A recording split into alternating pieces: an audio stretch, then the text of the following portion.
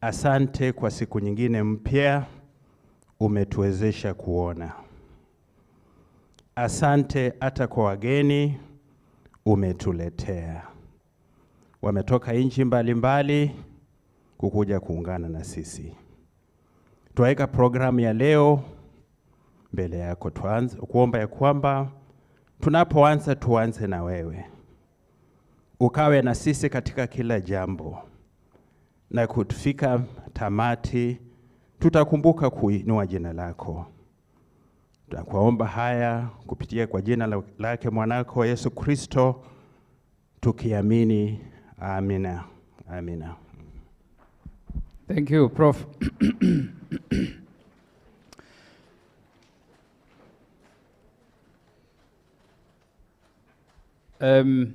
Ladies and gentlemen, we are on our second day of the PCC conference, and I believe our first day yesterday was quite successful and we had quite a number of interactions. Today we expect quite a packed day because of a number of programs that are lined up for us, and I believe everybody will have a good, productive day. To start us off today, we are going to have a keynote address by Professor Mark Graham, whose brief I am going to give you, then I'll give him the podium to take it over. Professor Mark Graham holds a position of a professor of Internet Geography at the Oxford Internet Institute and contributes as a research affiliate at the University of Oxford's School of Geography and Environment, along with a visiting researcher role at the Berlin Social Science Center. With a PhD in economic geography, his research interest lies in understanding the implications of Internet's pervasive reach on the future of work, particularly focusing on the division between winners and losers in this digitally connected era. His work has been recognized with numerous awards, supported by funding from entities such as the British Academy, the ESRC, the European Research Council, the US National Science Foundation, and the German Ministry of Economic Cooperation Development. Graham's scholarly contributions include authoring and co-authoring pivotal texts like Geographies of the Internet Exclusion, Data Powered Inequality, the Digital Internet, the Digital Continent, Placing Africa in the Planetary Networks of the Work, and the Gig Economy. In 2018, he launched the Fair Work Project, a pioneering action research initiative aimed at promoting fair work conditions in the gig economy and evaluating the companies against decent work standards. As a director of Fair Work, Graham has spearheaded the project's expansion to 39 countries, successfully advocating for substantial pro-work changes that have positively impacted millions of work. Ladies and gentlemen, Professor Mark Graham. Professor, welcome.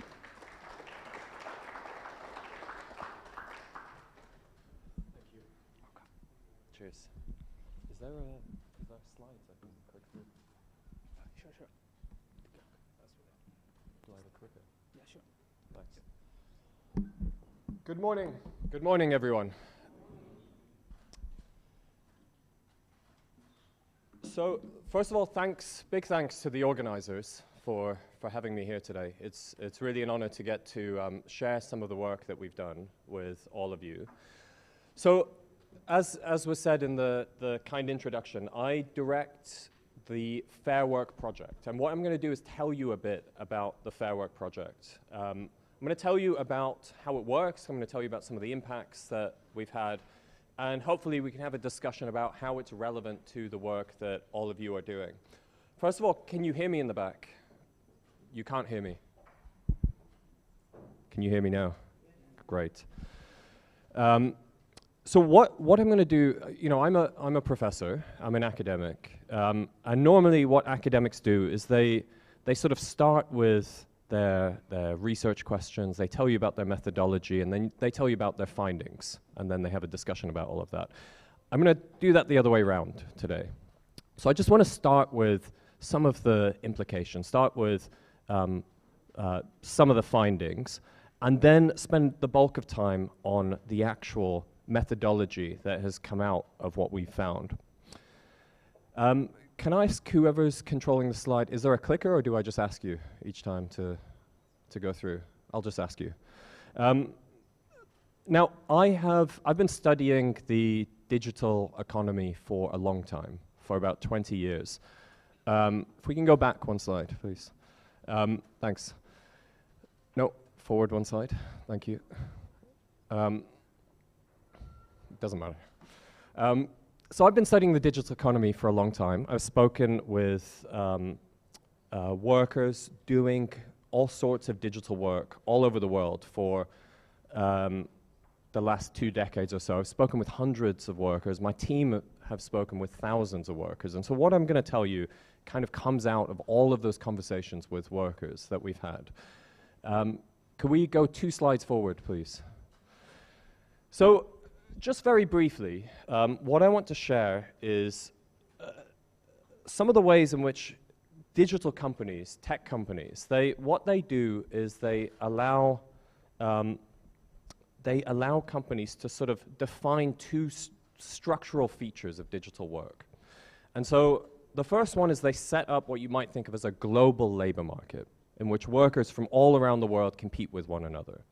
And in this global labor market, when you're talking about digital work, there is an oversupply of labor power. So there's more people wanting jobs than there are jobs. And this kind of creates a race to the bottom. It creates a race to the bottom in wages and working conditions. So that's all I'll say about that for now. Next slide, please.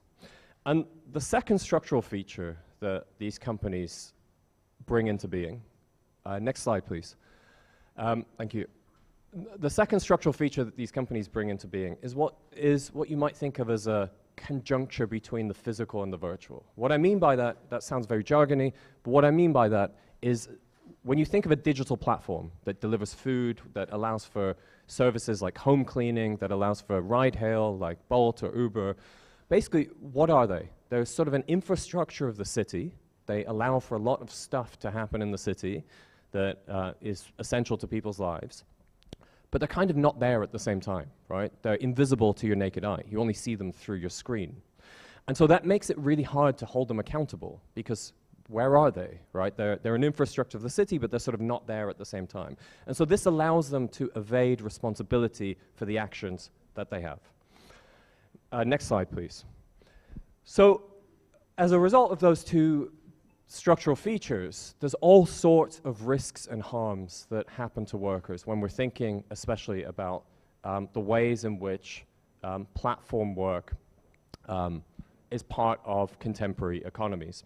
Now, I'm sure that in this room, a lot of you are very familiar with these risks and harms to workers, so I'm not going to belabor this part of what I'm going to talk about, but I think it's really just important to start by putting them on the table, just to make sure that there's no doubt whatsoever on our heads what we're talking about. I guess the first one is really pay, right? When you're talking about platform work, so work done through apps, most workers, they're not employees of anyone. They're self-employed. They're independent contractors. And so as a result of that, there's no legal obligation for anyone to ensure that they get paid a decent wage, let alone a minimum wage. So wherever you go, you find stories of workers earning below the local legal minimum wage. Next slide, please. And those workers often have very limited power to negotiate those wages, to negotiate those rates. Next slide, please. Those workers, as a result of that, often have to work very long hours. I've spoken to many workers who are sometimes go without sleep for a day or 2. Next slide, please. And the companies themselves encourage that. Unsafe working conditions. You know, this is the case when you're looking at workers doing data work, like content moderation, exposed to really harmful content, but also for workers in the physical gig economy, doing stuff like food delivery, or think of cleaning or care workers. They have to go into the homes of strangers, which of course comes with a lot of risks. Drivers who deliver food, who drive vehicles, they have to, there's not just the issue of traffic in which they can be injured, but in many cities around the world, there's risks of kidnapping, hijacking, robbery. And if anything happens to these workers, of course, they have this double risk of losing their income because no one's got their back, right? Next slide, please. Discrimination, unfair management. So almost every platform, I'm sure most of you in this room have used platforms as users, as consumers. Anytime you've used one, you're usually asked to score a worker, to rate a worker. Now, if you impose a scoring system on any society, in any society there's biases, there's discrimination. If you impose a scoring system on a society, that bias will filter through into the rating system, and there's all sorts of research showing how that happens. So discrimination and unfair management, it's baked into the very systems of management on these platforms. Next slide, please. And of course, workers they have a structurally weak bargaining position. They're individualized by platforms. Platforms put a lot of work into trying to do whatever they can to ensure that workers do not organize collectively. They engage in union busting, they fire workers who are organizing, they get rid of them. Next slide, please. Now, that doesn't mean it's not happening, though. So almost everywhere where you see the gig economy, almost everywhere where you see platform workers, you see examples of workers organizing. We see this all over the world, including some of the best examples of gig workers organizing I have from here in Kenya.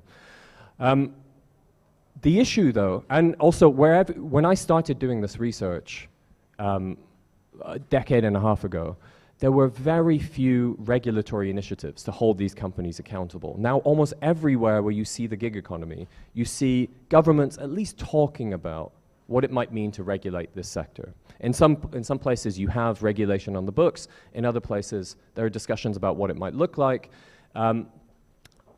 The problem, though, is despite those efforts of workers organizing, despite that regulation on the books everywhere, all of those risks and those harms that I just talked about, they still exist, right? So we haven't reached a situation in which we've found a way to deliver workers fair pay, fair conditions, fair management practices. It hasn't happened yet. And so this was a really depressing place for me as a researcher studying this stuff, to keep engaging with the same findings over and over and over. So I asked myself, what is it as a researcher, what is it that you can do to intervene into this space? Now, so what I'm about to say in no way means that we should not have regulation. None of this stuff is going to get fixed without regulation. And it absolutely in no way means that workers do not need to take matters into their own hands. Workers absolutely 100% do, because no one's looking out for the lives and the rights of gig workers if they're not doing it themselves collectively. But I asked myself, what is it that you can do as a researcher to also additionally intervene into this space in order to try and move the conditions of workers upwards? And so that's where the idea for the Fair Work Project comes from. So what we do, just in a nutshell in the Fair Work Project, is we establish principles of decent work, of fair work. We turn them into a scoring system. We give a score to the companies that are either employing or mediating these jobs. And then we use that score to try to encourage them to make changes, to make improvements to the jobs and the lives of these workers. Now we give those scores to users, to consumers, to try and get them to make better choices. Typically the scores are abysmal, so we show those scores to policymakers. And the message to policymakers is simple, which is, look, are you happy with these low scores in the local environment? If you're not, then obviously we need better regulation, because this is what companies are doing under current regulatory frameworks. We build the principles based on extensive input from workers and organized labor, and I'm going to explain that in just a second. And then we direct the scores at companies directly to try to get them to make changes. Next slide, please. So where did the whole project's built around these principles of fair work? Where did they come from? So we initially had a tripartite, multi-stakeholder set of discussions in Geneva, one at the International Labour Organization. Picture of that you can see here. Next slide, please. And then we brought those initial ideas about what these principles should be to some workshops that we had, some in India and some in South Africa. And so we had unions there, we had some of the platforms there, we had some local government there, but we also brought in unorganized workers, because most of these workers were not in unions. So we brought in workers who were not represented by any union to get their perspective. The question we set to everyone was simple: what does fair work mean to you? What does unfair work mean to you? And from that, we developed an initial set of principles. Next slide, please. The first one is fair pay, and so we simply asked there that all workers get paid at least the local minimum wage as a first threshold, and the local living wage as a second threshold. The second is fair conditions. If we can go to the next slide, please. We simply ask there that the companies protect workers from some of the harms that they can experience in doing their job. The third is fair contracts. We're looking for fair contracts there, clear and transparent and accessible ones. Fair management is our fourth principle. We're looking for a due process for workers and also equity in management processes. And last but not least, fair representation. So at a baseline, we're asking for a company to ensure freedom of association and the expression of worker voice. And then most relevant to all of us in the room here, the final threshold is that we look that these companies support democratic governance of the platform, of the company in some way. Now, what I just described to you were just the top level ones. The ways that the principles are actually operationalized, I don't expect you to read all of that, is in a very granular, detailed way. So we give these companies a really granular understanding of how we operationalize these principles in detail. Next slide, please. And so we turn it all into this scoring system. I described 5 principles to you, and there's 2 points per principle, 2 thresholds per principle. So what that allows us to do is give a score of up to 10 out of 10 to any of these companies. And that's what we do. Next slide, please. The way that we do that is we analyze the contracts. We look at what's actually promised to the worker in either the contract or the terms and conditions. Then we speak to the workers themselves, because sometimes something will be promised to workers, but then you speak to the worker and the worker says, I've never heard of that, or that's not happening, or this is why it doesn't work in practice. So we look for both policy and practice to be realized. And then we speak to the managers of these companies. Now, when we speak to the managers of the companies, it's not just a moment for us to gather data from them. It's a moment of negotiation. So what happens when we speak to these managers is we don't just say, tell us about what you're doing. We say, here's what we think's going on, and here's the sorts of improvements you would need to make to get a higher score. And when we give them scores, we're basically speaking the language of some of these companies. You know, they quantify everything, they use ratings, they use scores extensively, and a lot of them do not want bad scores. So we go to them with a score, and the reaction of a lot of them is, well, how do we improve our score? And the way that we try to encourage that thinking or that behavior, next slide please, is we put all of the scores of all of the companies on these league tables. So we compare the companies against one another directly. So here you can see the scores that we have from Kenya for the last 2 years. Now Kenya has normally, when we do this, we have a few good scoring companies and then a lot of bad scoring companies. In Kenya, we didn't even find any good scoring companies, but you can see that the scores stretch from 4 to a lot of zeros. And what that still allows us to do is when we go to a lot of these companies, they'll say to us, we go to them with the principles. And as you saw with the principles, we're not asking for utopian jobs with these principles, right? These are really basic minimum standards that you would expect all workers should have as part of their jobs, right? No one should be paid below the minimum wage. No one should not have the right to collective voice and so on. So when we go to these companies, what a lot of them say to us is, oh, we couldn't possibly do this, or that just wouldn't work, or there's no way to do this thing. And what the scores allows us to do is it allows us to point to actually existing examples of these scores being realized in other companies. So we can point to another company and say, well, they've got a better score than you. What's wrong with you? Why couldn't you do this? Why can you not do this policy? And that's a really effective way of communicating with some of these companies, because how do you respond to that, right? You can point to actually existing examples of these practices and principles of fair work being realized. We've done this work in 39 countries around the world. You can see them on the map here. Next slide, please. And in each place, we work with a local partner. So in Kenya, we worked with Kala. I think you had some colleagues from Kala here yesterday. They're a brilliant collaborator. The work in Kenya was funded by the German government, the Ministry of Development. Next slide, please. Now, if we can go one slide forward and then come back to this one in a second. No, forward. Yeah. Actually, go back. It's fine. Thanks. What we're trying to do, really, just to give you a very quick example, is this is how we get into the heads of some of these companies. So if you look at the tweets in the middle of the screen there, not sure if you can see it. These are tweets from the CEO of a very large Indian platform. And what happened when we scored them, they got, the CEO got on Twitter and he said this. He said, look, we ranked at the bottom of the Fair Work scores. We knew we had things to work on, but we didn't know we had so much to work on. We take full responsibility for our abysmal score and will leave no stone unturned in the next year. Now, a bit of a spoiler, they did leave some stones unturned, but they did also make some really tangible improvements to their policies. So they now have a 6, they started with a 0 out of 10, they now have a 6 out of 10. Some of that is them just throwing data at us, but some of it is some actual changes that they've made to policies to improve the jobs of the hundreds of thousands of workers on that platform. So this is how we're trying to get inside their heads to make these sorts of changes. Next slide, please. So in doing all of this, in all of these countries around the world, we've now had 310 instances of companies making changes. So for us going to the company and them saying, how do we improve our score? So we'll give them a list of what they actually do to improve it. And we have 310 documented instances of that happening, including here in Kenya. There's been 8 changes made by platforms in Kenya. Next slide, please. And so we don't just do beyond these direct engagements with companies.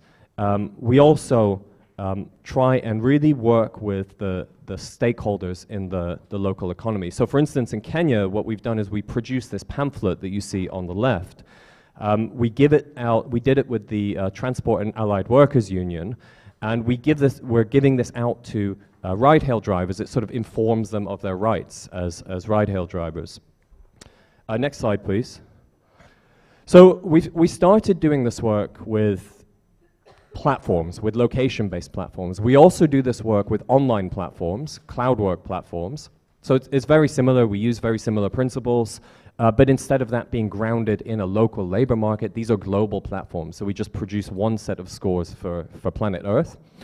And where we're moving this is into the domain of AI. So in Kenya, for the last 15 years or so, there's really been a strong push to develop the BPO, the business process outsourcing sector. There's a lot of workers in Kenya started out in contact centers and call centers, but now increasingly these workers are doing work that you would think of as being data work, content moderation, data annotation, this sort of work. There's a lot of workers in Kenya doing this. And so what we're trying to think about is how you use this method that we've developed in which we score companies, how we move this into the domain of data work. Next slide, please. And so the way that we're thinking about this is, with platforms, when you score the likes of a Bolt or an Uber, what happens is they're the direct intermediary. So they have a consumer-facing side, but they also contract with the worker directly. Now, the issue is when you're thinking about data annotation or content moderation, these companies often don't care, right? Because they don't have any consumer-facing side, right? You're not, when you're using a smartphone or AI embedded in any product, you have no idea what company is employing the workers that have trained that system or are moderating that system. If you use Facebook, you don't know what company is actually employing the workers moderating those Facebook posts. So what we're doing is something a bit different insofar as we've piloted the project in which we have gone to some companies, including here in Kenya, and given them scores based on the conditions of work that they offer to their workers.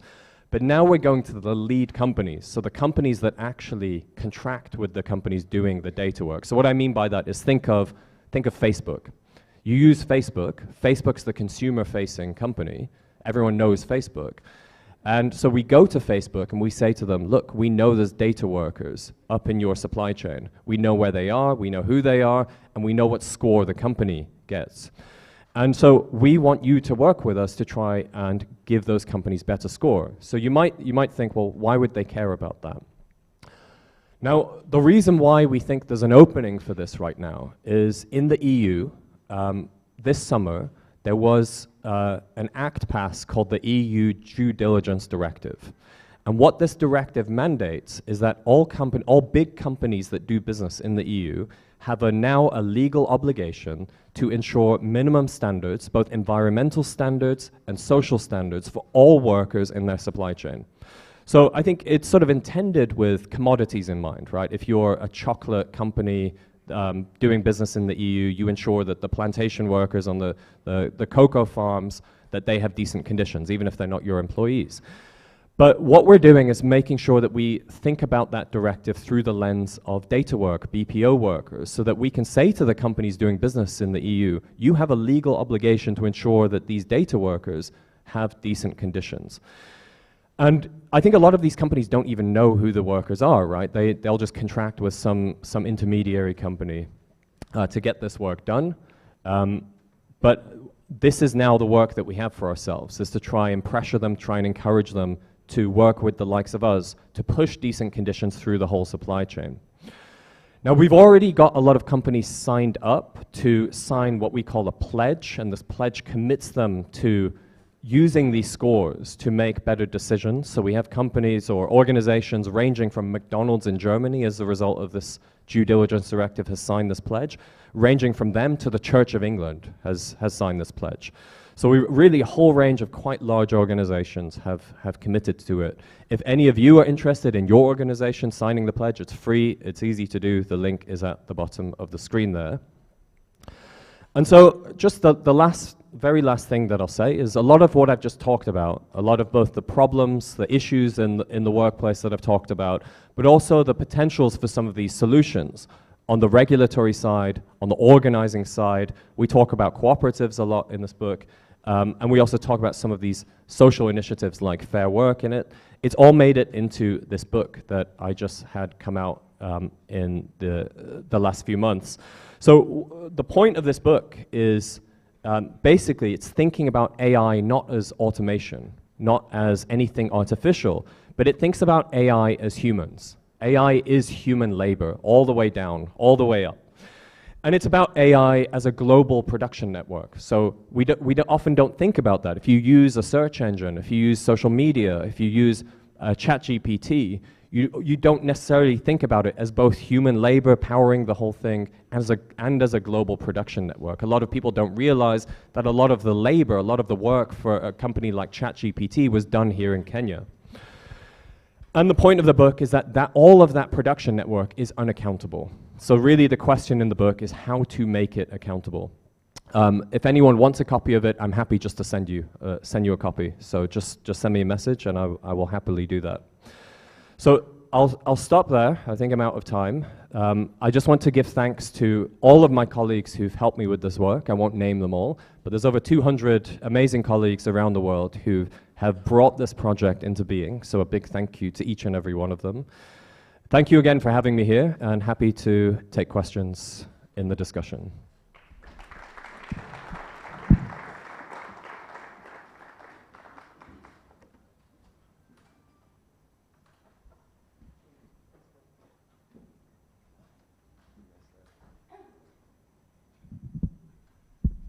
Excellent.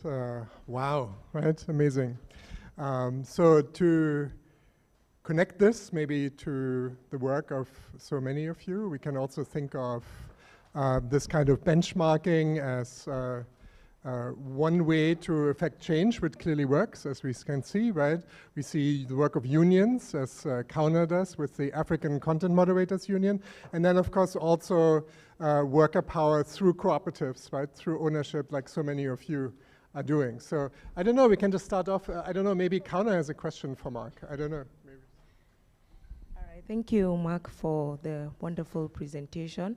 I think one of the questions I have is the AI supply chain, especially in Kenya, that is outsourced mostly through the outsourcing companies, and the big tech usually escape accountability.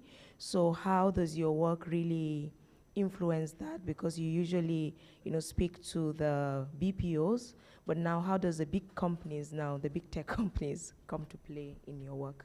Yeah. Yeah, thanks for the question. I think I rushed through that a bit at the end. But yeah, so I think, these BPO companies, right, they are, what I was trying to say in the very beginning as well, is they're competing in a global market, right? When companies go to these, and in Nairobi there's so many of them, right? I mean, you probably know better than, how many are there in Nairobi? Just dozens and dozens of them, right? And these BPO companies, why are they here? Why are they in Nairobi? They're in Nairobi because they want cheap labor, right? They're not setting up shop in Switzerland, right? They're not setting up shop in Norway. They're setting up in Nairobi because they want cheap labor. And what happens when you raise the price of labor, right?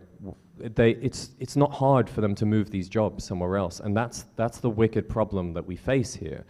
You raise conditions in one part of the world, and these companies, they don't have much fixed capital. It's not like a car company or a microchip factory that's set up shop and done a big investment into the local economy.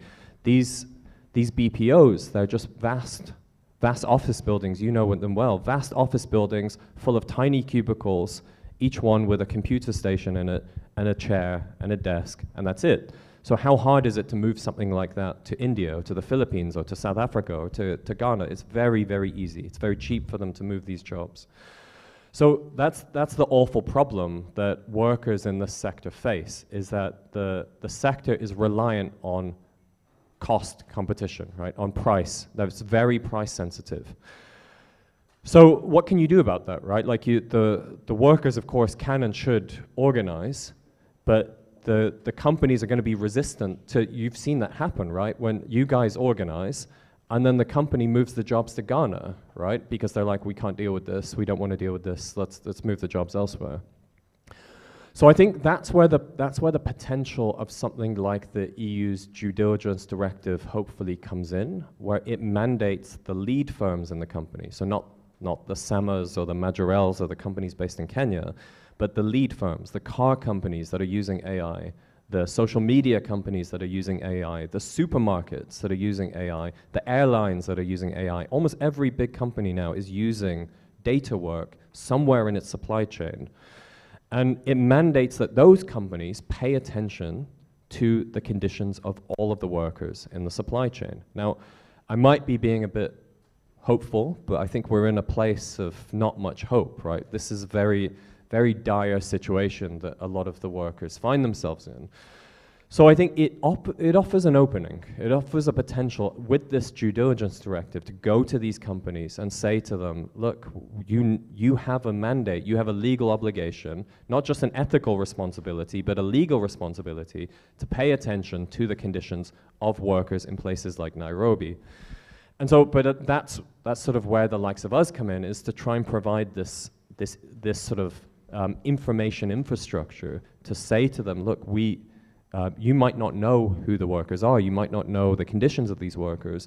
We've developed a system to audit them, to pay attention to those conditions, and to try and then, as much as possible, insert these principles of fair work into the supplier agreements of these big companies. One more quick thing I'll just say about this.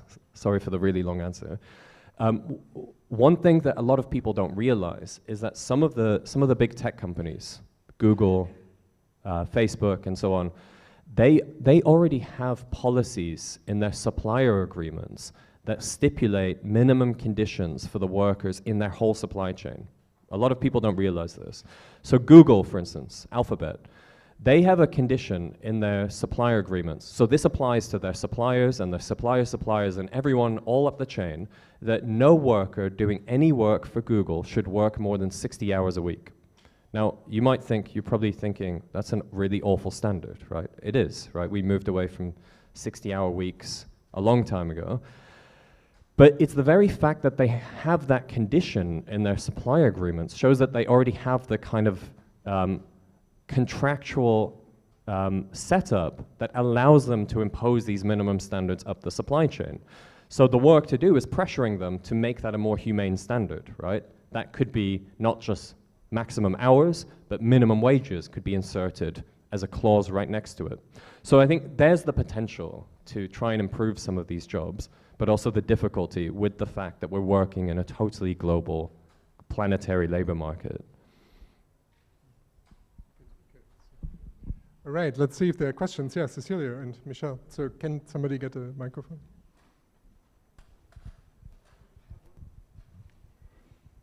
There are two people here. Hello, hi, can you hear me? Is that okay? Okay, thank you very much for your presentation. Can you hear me? Okay, there we are. My name is Cecilia, I'm from Argentina, and I have the pleasure of sharing the Fair Work workshop in Ecuador last year. And we start talking about, we were talking about platform cooperatives, that's what the workfront we are for. And we start that very challenging conversation about thinking about our scoring for platform cooperatives and about some stuff, especially about ownership. That is something is not in the score you have already presented, but I think it made a big difference to own our technologies, our platform. So maybe you can comment something, or we are talking about, because well, here we are in the platform cooperative.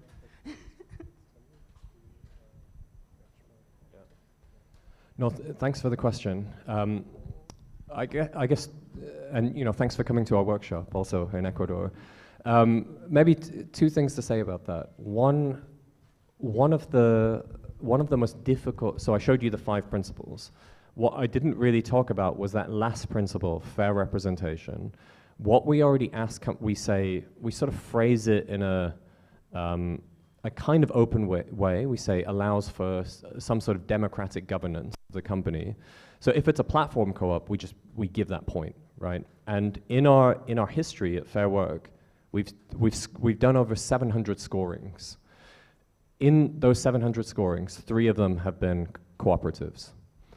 Each one of those cooperatives has gotten a really good score, because it doesn't. If you're a cooperative, it doesn't mean you're automatic. Like, it's entirely feasible. It's entirely conceivable that you're a cooperative and you don't meet a lot of these criteria, right? You can pay really awful wages. You could not look out for the interests of the workers. But I think what that shows, I mean, we only have a sample of 3, is if the company is governed and owned by the workers, they don't want to exploit themselves, right? They don't want to give themselves awful conditions. They don't want to have unfair management practices. So we looked at some of our data, and of all of the sectors that we work in, so food delivery, ride-hail, professional services, and then cleaning and care work, which one of those do you think has the highest score? What do you all think? So it was care work. That, to me, that was a bit counterintuitive. Like, why would care work have higher scores? To me, that seems like a sector that, you know, it's traditionally informal. There aren't traditionally strong protections for cleaners and care workers. In most parts of the world, it's informal work. The reason why, and maybe the other thing I should say, so the average score that we have out of 10 is 1.9. So it's abysmal, it's terrible. And so in all the sectors, the score is low. But care work was just slightly higher than the others. And the reason why it was slightly higher is those 3 outliers that were all cooperatives for cleaners and care workers that were just skewing the scores upwards so much. So yeah, we've got those 3 examples, and I don't think we're never gonna, by using, one thing that we're trying to do with the principles is, of course, encourage companies to make changes. Now, I'm under no illusions that when we go to Uber and show them this, they're gonna be like, okay, fine, we'll turn into a cooperative. It's not gonna happen. But it does show a way that, it does allow us to show the differences between different models. We can point to this model and say, look, they've got really good scores, and we can point to other models and just point to the absolute exploitation and the dire conditions for those workers in a numerical way, which people understand, which is very easy to understand.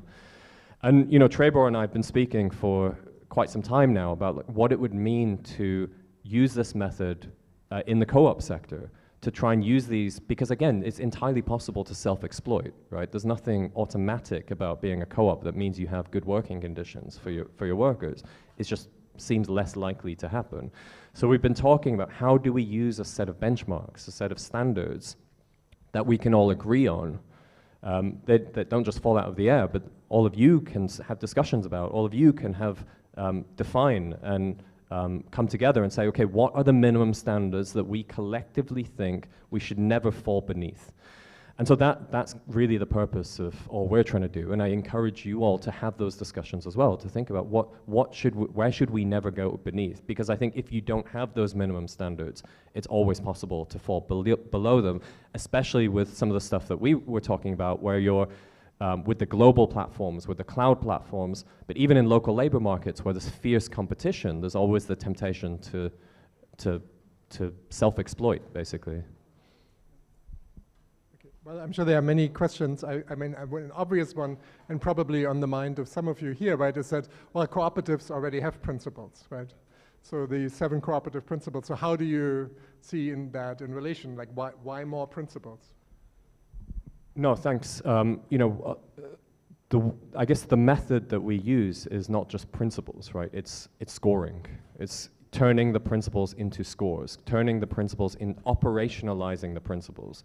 So, you know, a lot of entities have principles, but once you get into the nitty-gritty of turning them into scores, it becomes establishing benchmarks, really clear, granular benchmarks, where you say it's not just, the principle is not, you know, democratic governance or fair pay. It's here's a very specific way of operationalizing it in specific sectors.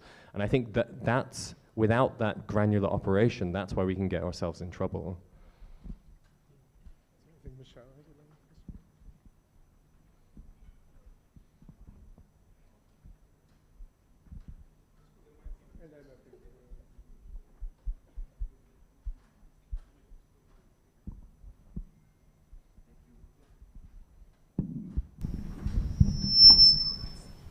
Thank you.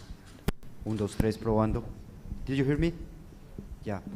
Thank you. My name is Federico from WIGO, Women in Informal Employment, Globalizing and Organizing. And I want to know if all this process is involved in the next International Labor Conference, because next year will take place the debate on digital platforms.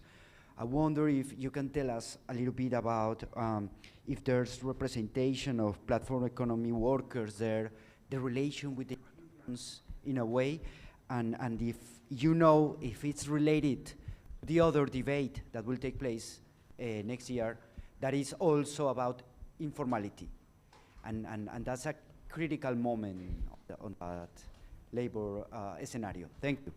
No, thanks for the question. Did everyone hear it in the room? Yeah, okay. So I was just at the International Labour Organization a few weeks ago, sharing some of the work that we did there. But no, we're not invited to the, we're very plugged into it. We're not invited to it. As you know, the International Labour Organization is a tripartite organization, right? One of the pillars of the tripartite organization is the employers, right? And so what do? We very directly come after the employers. Like we name and shame the employers. We're quite confrontational with the employers.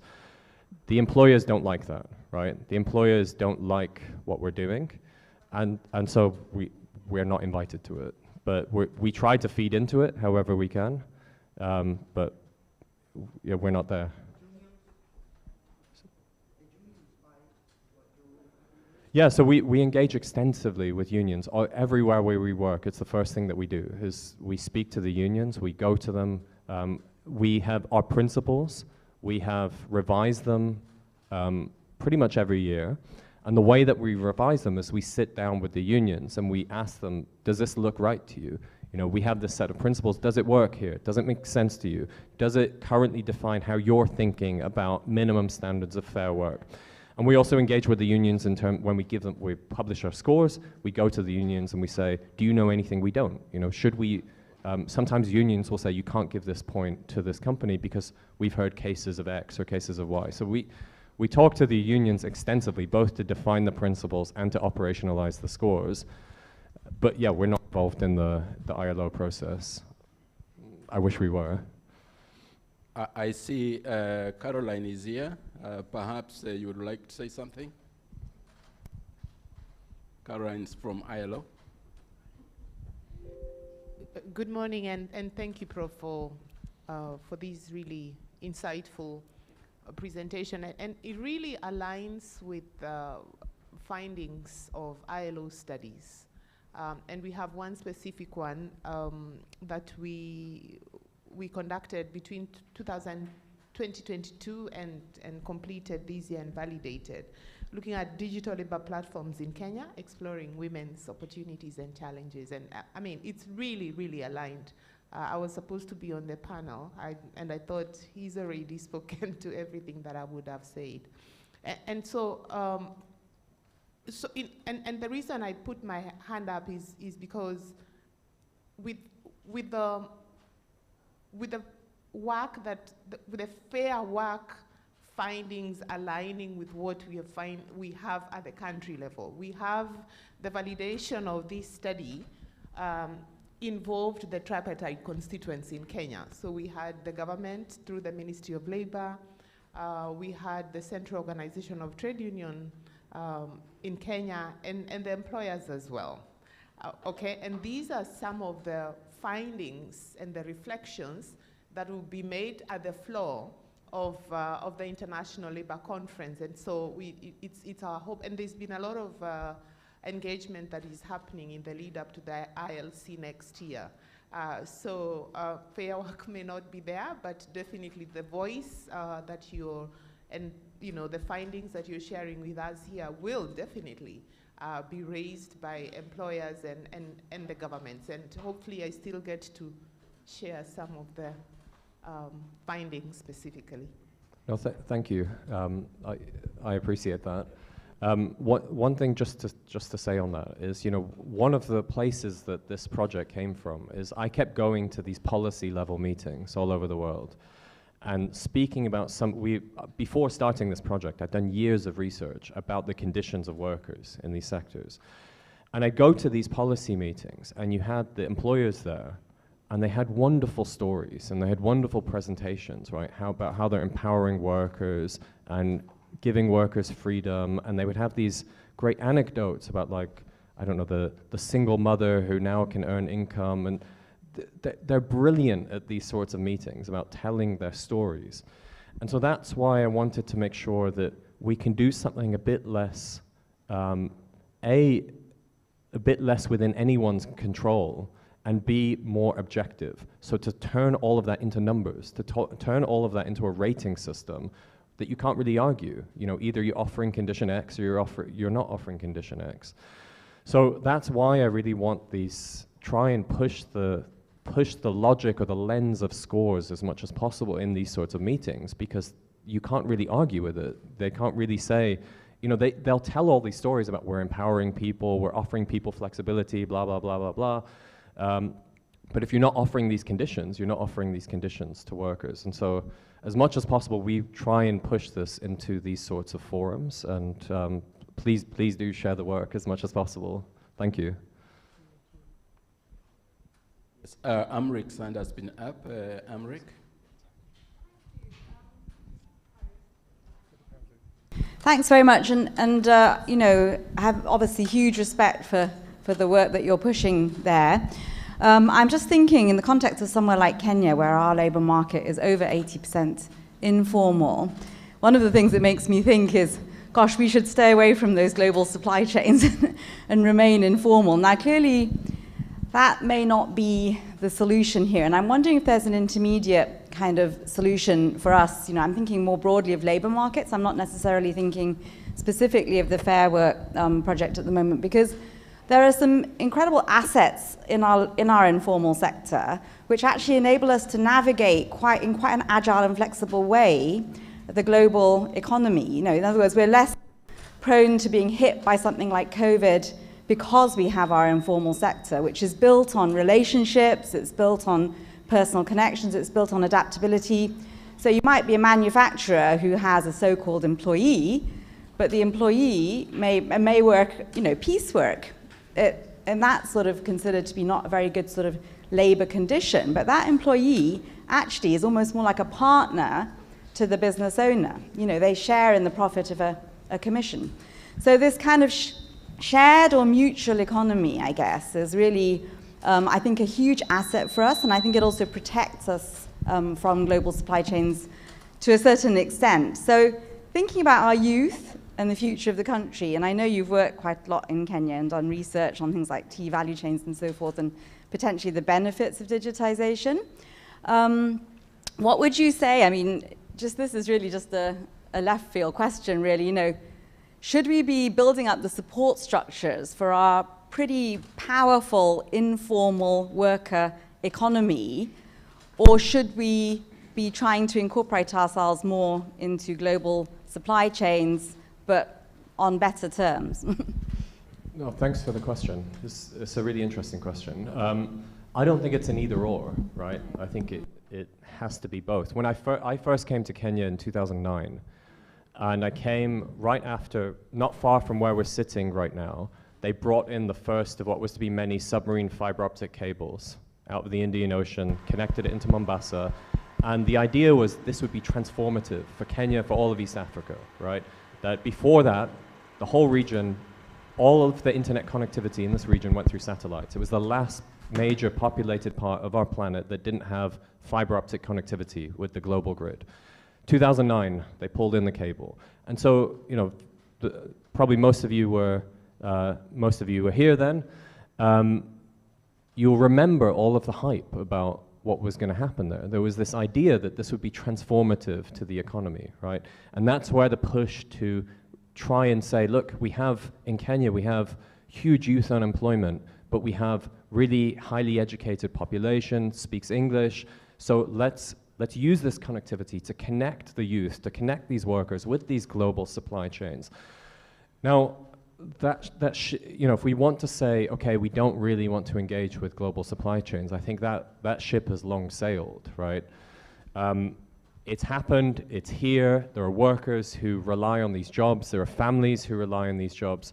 So I think we can't really go back to a world in which we say, how do we make Kenya more insulated from these supply chains? Kenya is it has to sort of, these jobs, there's a lot of people who rely on these jobs, right? So I think we also additionally, though, have to ask ourselves how we support all of the stuff that you're saying. What is it that needs to be done to make the most of these social structures, make the most of the more informal, less quantified, less commodified relations that people have between one another? Absolutely, and I don't have the answer for how that will be done here. I'm sure you all will have much better answers than I will. But I don't think Kenya or anywhere else can really meaningfully turn its back on all of these jobs that are coming in from outside. People want them, people need them, and I don't think there will probably be a lot of chaos if any decision maker somehow shuts the door on these. The question really is, how do we make them decent jobs? How do we ensure that they're decent jobs? And I think that's the work in progress that all of us have to work on. Yeah, I'm going to bring one more voice into this discussion. Caroline Njoki from ILO. How do we make decent jobs?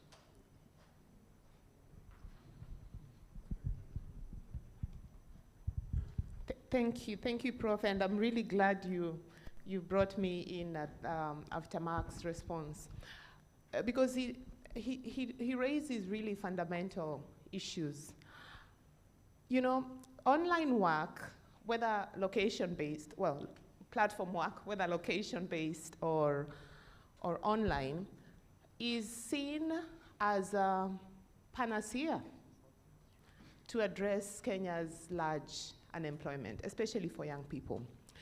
And absolutely, it is an opportunity. As you said, the story of a young mother who is able to earn, I don't know, $150 and now can feed their family. But then, under what conditions? Are the jobs that are mostly outsourced to workers in Kenya, you know, changing the economy in any structural way? And what are the outcomes really that people are getting from these jobs? One of the things that we haven't maybe spoken to as much, but probably will come up, is the lack of social protection. I mean, there is minimum wage, yes, which is a challenge, but there is really no social protection. Online work comes with a promise of flexibility, but many of online workers are not able to disconnect because the wages are too low that if you disconnect, you're going to sleep hungry. And so we really need to look at the decent work deficits that are really becoming inherent for this type of work. And lastly is the extension of informality, because we keep speaking about the challenge of informality and what that does for rights and for the decent work agenda. And it's really a continuity. Think about a driver, you know, before, and specifically I'll speak to Kenya because we are here, the rates that Kenyans would pay for taxis before, simple, from Jomo Kenyatta to downtown Nairobi, it would be 2,000 shillings, yeah? Comes in a platform that moderates this service. It is the same job. It is this exact same job, but with much less pay. In a time of inflation and in a time of increased fuel prices. And so it is making a situation that was bad worse, unfortunately. And there is really need to interrogate what the opportunity is for online work and how we should be able to protect those that are working in these platforms. Now, for women, the study that we did in 2022 to 2024 also spoke about earning less than men. Well, maybe you don't pay the Uber driver less because that's predetermined. But there is a lot of free work that is being done, especially with crowd work. You know, people doing the same type of work, making way less, especially in the global south and specifically to Kenya, where we studied. And those are some of the discussions that really will be present at the International Labour Conference next year. Well, I don't think there will be any silver bullet, but the fact that this is actually being discussed speaks to the relevance of this for workers, for employers, and for governments. And I'll come back and indicate what the government of Kenya has asked us to do in support of this. Thank you, Caroline. Yeah. Okay. Yeah, I don't know. Counter maybe? I don't know if you... Thank you. Yeah, I love the question she had asked about we accepting the jobs or leave it informalized. But I think the work I did, if speaking from my own experience, we have to do the work. We, the humans, have to do the work. Because for me, I did moderation for Hausa language, which is a Nigerian language, which I don't expect anyone else to be able to train AI in Hausa language if we, the humans, who are the speakers, the originators of those language, don't impute those data into the system. But I think the major thing to ask is at what expense? I think that's a major question we should ask ourselves. At what expense do we do this kind of work? How does it affect the humans who do the work? And at what payment also? Because at some point, where the fear of AI replacing humans is real, because after I've inputted so much data, I've trained AI, what am I? So I think this conversation is very important, and I like what Mark have said regarding pushing the narrative of making this work decent for everyone, and also the long-term impact it will have on the humans that are doing the work. Are they recognized? We all use Facebook, TikTok, and all these other apps that we use. We've never known maybe there's a human behind, because we can see some of these engagements, the response in Swahili, in your native language. Who does that? And how does it affect those who do the work? So I think we're going to do that. We'll talk more about that in the next session. And I think in the context, maybe to link it to the beginning of this conference, to the first day, the stakeholder meeting, and also yesterday, I think we just looked at what perhaps also cooperatives can bring to this conversation, right? So I think what's important here is like that there are no panaceas, right? So legislation isn't the panacea. Benchmarking isn't the panacea, and of course platform co-ops are also not the panacea, right? It's so there isn't just one answer, but there's a plethora, right, of responses, and I think that's sort of, we see that, and that's, I think just to sort of link that to the rest of the event. And she raises a really excellent point on, you know, what is the path of growth for those that work online, especially at, you know, especially let me use micro work, you know, because there is really no clear growth path. We absolutely need the work to get done, and even more so in Africa, because without that data, then Africa will largely, you know, lose out on the amazing things that AI is supposed to do for our economies, and there is very little African data right now. We spoke about it yesterday. And it is really important that I would say governments really look at this to see what are the opportunities for upskilling.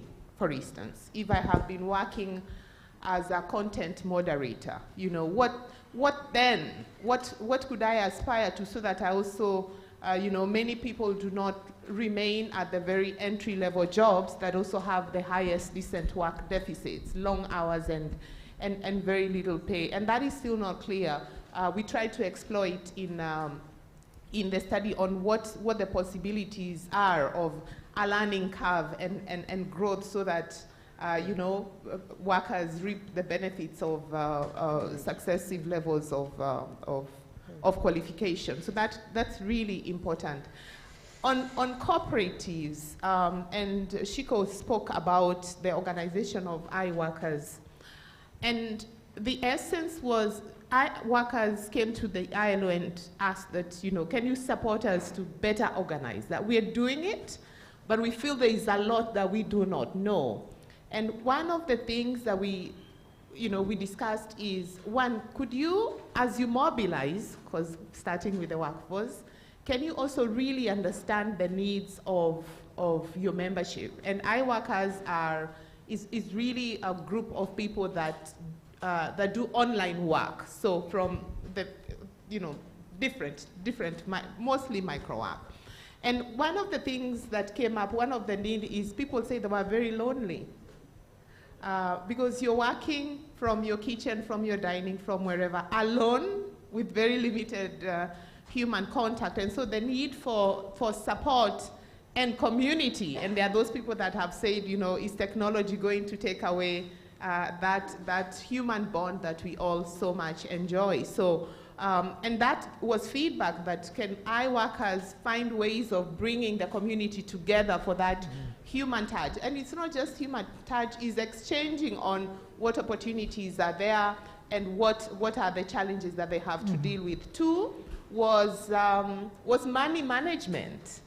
Because gig work is actually gig. So you have a gig this week, and you could go 3-4 weeks or even 2 months without another gig. So they were asking, how is it that we can get financial education on how to manage our money, because it comes, you know, it's not continuous. It's not a paycheck at the end of every month. And the third thing they asked for is an opportunity for upskilling, what are the opportunities that are there to move from image annotation to software development. And so it's very important that that kind of growth curve is thought about. Well, and I think there's like a big urgency, right? We had an election in the United States where we now have a government that is deeply shifted this whole dynamic towards employers, where workers is an explicit anti-worker atmosphere situation. And this is really where, you know, you cannot rely on legislation, right? Where you cannot at all think that legislators will help, where you cannot at all think that employers will give in because they don't care. And this is where cooperatives really are like a place where workers can find refuge from this deeply hostile environment, right? So I think there's a whole new importance actually in the last few days for migrants, for immigrants to the United States, for undocumented workers, right? For whom this is the only place where they can actually have like decent working conditions. We still have a few minutes. Do we have maybe one question, 2, 3? Please, when you ask one question. Don't ask 3 questions. One question. I'll start with the lady behind. Thank you. Mm-hmm. Please keep it to one question. Hello. Yeah, in terms of the Trump election, that's actually massively damaging for the sex industry because Trump has said in his first term he criminalized online sex work in general, but now he's saying he's going to completely criminalize pornography. So that's going to put many, many women into poverty and many women into much more harmful forms of sex work. But the question I have is sort of, is there a way to kind of shift regulation to kind of organizational practices rather than kind of individuals or like people that are associated with harm, like sex workers, through like making policy that draws on the Fair Work principles, and instead of finding platforms for harms like pornography, finding them for not like adhering to the Fair Work principles or for platform cooperative principles, if that makes sense. Is that something you thought about, and is it a possibility? Is that directed to Mark? I guess to Mark, but also okay. Mm-hmm.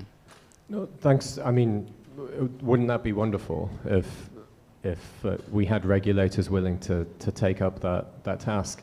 I think, as Trebor said, there's just a very hostile environment in most places. You don't have regulators who are in place because they're looking out for the interests of workers, let alone citizens. I 100% agree with what Trebor put on the table, which is we all have to take matters into our own hands. And so, yes, it would be, we have had discussions with governments in some parts of the world, in India, in Chile, a few other places, where we're having active discussions with them about how you embed some of what is at the core of the Fair Work principles into the legislative process. Yes. Where I see the most potential, and this goes to your comment earlier about the taxis in Nairobi, right? Think about what is Uber, what is Bolt? They're taxis by any other name, right? They just pretend not to be taxis, and therefore they evade all the regulation that was there to design to ensure that there's a balance. I mean, I'm sure they didn't get it right in Nairobi, a balance between supply and demand. I remember the world before Ubers in Nairobi, but they were paid well, right? They could live on the earnings. Now, where I think the most potential for regulation exists is not at the national level, because you're almost always going to get a hostile environment there. It's at the city level. So what cities have the potential to do, where the frameworks exist, is bring the Bolts, bring the Ubers back into the fold of regulation, but think about these are infrastructures. These are economic infrastructures, right? So if I live in London, and in London, the public transport is regulated. So I couldn't just start a bus company and run my own bus route in London, right? I couldn't just dig a tunnel and start my own subway line. It's regulated by the city government. And so what's to stop a city saying, we're going to have one ride-hail app. It's going to be either owned by the people, by the city, or we're going to give the monopoly to the collective, the cooperative of workers to run this thing, and we're not going to allow any competition here. Because it's an infrastructure, and so we should regulate it like an infrastructure. And because it's an infrastructure, we can design that infrastructure to look out for the interests of the workers and the users, and not be some foreign for-profit company that's come in and extracting from our community. So I think more city governments, more regional governments need to be thinking about regulation in this sense, about like, that's where they have power, right? Because if you're thinking about ride hail, you're not working in a global labor market. It's a very local transaction. That demand is always inherently going to be local. That doesn't really answer your question about what that means for sex work. Thank you. I'll take a question from Dr. Bundi, Jeremy Bundi, Chair of Council. Thank you, Prof. Mine is to highly recommend Professor Galam, who I'm not a geographer like me, and I'm finding the solutions or the findings of this research is going to offer some solutions to the platform cooperatives to put their operations with fairness to their members. But notwithstanding the individualism in the platform cooperatives, the notion of fair pay, fair conditions, and fair representation is very, very commendable. But we're just asking, is there any way you can expand your studies, especially to include when we were in the first stakeholders conference, we had the problems of agricultural cooperatives. The lady explained about the problems of agricultural cooperatives, trading, and the problems. Are you able to incorporate your findings with the fair trade principles of better prices for products, decent working conditions, and a fair deal for farmers and workers themselves? And also aligning with ILO principle of smart working, or the one you have the principles of, is this smart working or something like that? That's one of my conditions. I was asking when they are able to incorporate it, especially on the agricultural cooperatives, platform cooperatives. Thank you. Thanks for the question, and it's always nice to see another geographer. So, you know, I think a lot of what's at the core of those principles that you named is already in our principles, but I'd be happy to talk about the details about what's missing. We do this. You know, Mark, from where we sit in Kenya, I see that, yes, of course, as this needs the different stakeholders to be engaged. Of course, there's the role for employers, which you know, has a lot of challenges. But there's also, I see a great role for legislation, both at the local level and a standard setting really at the international level that we can all at least aspire to, if not held accountable to. And the reason for this, one of the challenges that we have in Kenya right now is employment law, as it sits now, does not make any reference to workers in these non-traditional forms, traditional roles. And that takes away protection. You know, in Kenya's educational system, we don't have clear standards, occupational standards for digital work. And that takes away from digital skills. You know, Kenya is struggling with how to define those. And so the government of Kenya has come to the ILO with a request to support them develop a digital labor policy.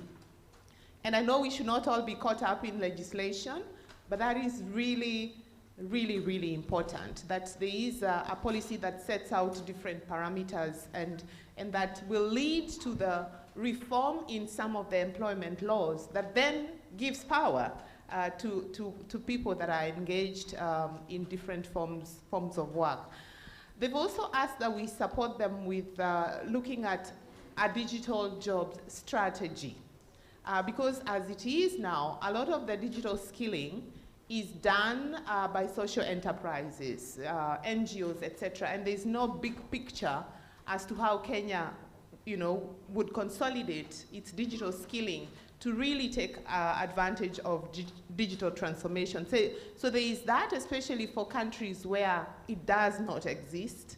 And it doesn't mean that we need to get bogged in that, but without it, then we do have a challenge. And then, of course, I'll come back to the norm setting, and fingers crossed that we get a new standard, because then that's global, and at least it shows us a path towards towards what online work should be, platform work should be. It won't fix everything, but I think it's something that then countries can use, hopefully, in discussions with some of these global players.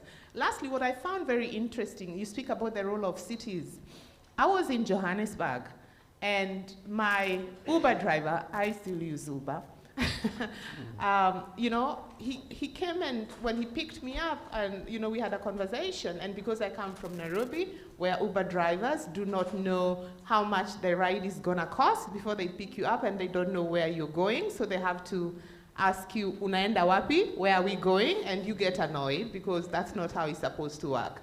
And the driver in Johannesburg told me, we used to be in that same position, but we protested so hard that that was changed. So you notice that the practices, they're not global practice, when there is engagement and a bit of pressure from local authorities, some of these practices are changed.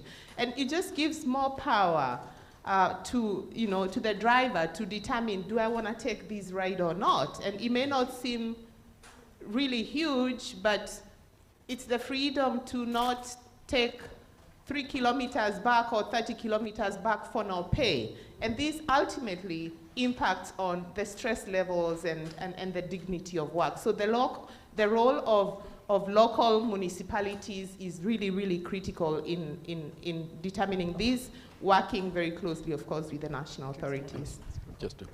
Yeah, thank you. We are pressed for time. I have my own question, but I'm going to skip me. I'll pick one question, then another one, and then that will be it. Thank you. I'm Aarti, I'm from India, so just wanted to say it's really nice to see the response to Fair Work from urban company especially, so that's great. My question is more about how can frameworks like Fair Work, or those that are focused on labor markets, also engage with issues of anti-competitive practices in markets that would have longer-term impacts on the labor market, as opposed to the more immediate ones that we are seeing some progress being made on. Thank you. I'll take the second question. I don't know what happened to the roving mics, so I'll do the roving myself. Yeah, thank you so much for the presentation and the discussion. I had a question that is a little bit similar to the previous one. So for me, it was super clear, like when we spoke about Fair Work, what are the different criteria and how they used to put pressure on both governments and the platforms.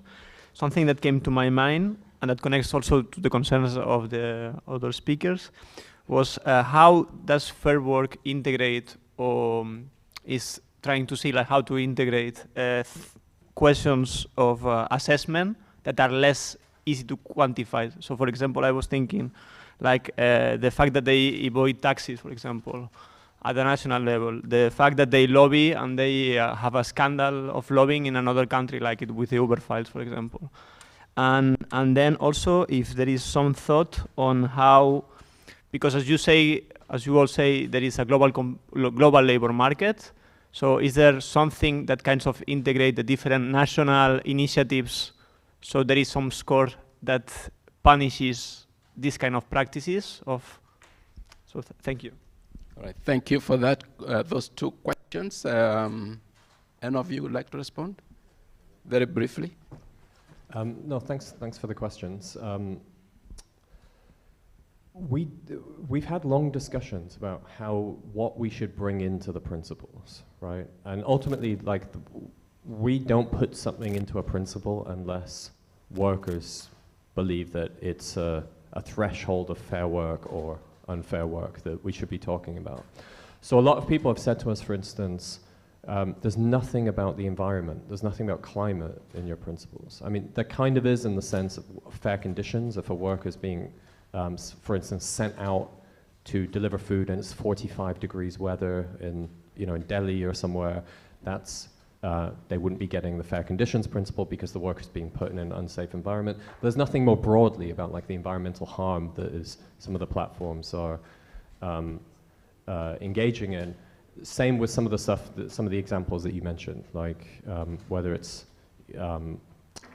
platform trying to form a local monopoly and being anti-competitive, or what was the other example you had? It was like about the taxes, yeah. Also international, like when they manage, like they say like, I go to this country or I go to your country, so if they go to one country, maybe you can say like in the other country, you just leave. Yeah. Like, how to put people out. So yeah, these are all harms that these companies are creating, right? They're responsible for those things, but we haven't brought them into the principles, because ultimately the way we think about the principles is these are the things that are within the nexus of control of the company that they can change for the working conditions of the workers, right? So we're not trying to do an overall assessment of how decent this company is or how indecent this company is. It's more narrow than that. It's what are the conditions of the workers? And you can definitely make the argument that if they're not paying their taxes, they're ultimately harming the conditions of all workers. But we really define it much more narrowly than that, because these are the levers of potential change that we have with them. I don't think we have the power to get them to change how they lobby, or how, we're never going to stop a company like this from, the amount of money that Uber invests in lobbying is obscene, right? If they just put that money into raising the wages, raising the earnings of their workers, they'd have very happy workers, right? The amount of money they put into lobbying is absolutely nuts. But they're not going to stop that, and we're not going to get them to stop that. So ultimately our battle is really just focused on the working conditions, and my hope is that other organizations can push them on those issues. I don't know if you want to respond to anti-competitive. Thank you, Mark. Caroline, last word. Thank you. Discussions on the future of work and therein conditions of work in the platform economy, in my opinion, need to also take a regional approach. Sub-regional within the regional economic communities, and specifically in Africa. I think these are conversations that sub-regions can have, and hopefully there can be some near consensus on a bit of regulation, so that, at least minimum standards cut across. Because if the threshold in some of the countries are too low, then you know what is happening. They'll just cross the border to the next country. So I hope that in the future we'll have some sort of consensus within sub-regions and within Africa to create a fair playing ground especially for workers, but also it's also for the companies, to be honest. Thank you. All right, thank you very much. Mark, it does seem like this is a topic we're going to continue engaging on into the near future, and looks like we'll probably organize a meeting on that alone. But let's appreciate Professor Mark Graham.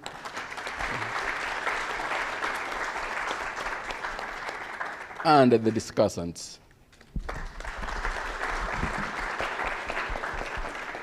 Thank you. All right, thank you very much, Professor Mark, and the discussants for that quite insightful discussion. I have two announcements to make. One, informed that our chief guest is arriving within, and the official opening will take place at exactly 10:30. So we are advised to take our short tea break, maximum 20 minutes. Then it's 10:15. All right. We'll discuss and see whether we can do it at 10:35, right? Yeah. So we take our tea break, 20 minutes. We'll be back. Thank you. Enjoy your tea.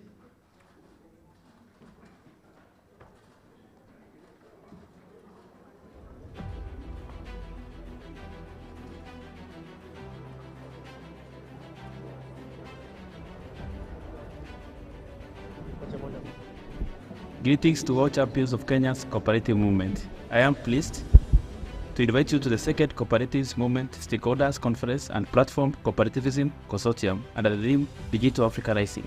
This event will be held from 4th to 8th November 2024 at Sarabwai Sands in Mombasa County. Building on the energy and unity we experienced at last year's inaugural conference, Digital Africa Rising will focus on accelerating digital transformation across our sector. This is an opportunity for us to come together, learn and drive innovations that empower our cooperatives for greater impact and resilience. Join us to explore digital solutions that break technology and cooperatives, preparing our sector to thrive in a digital future. Register now at our conference.cok.ac.ke. Let us work together to shape the future of the cooperative movement in Kenya and beyond. I look forward to seeing you in Mombasa. Thank you.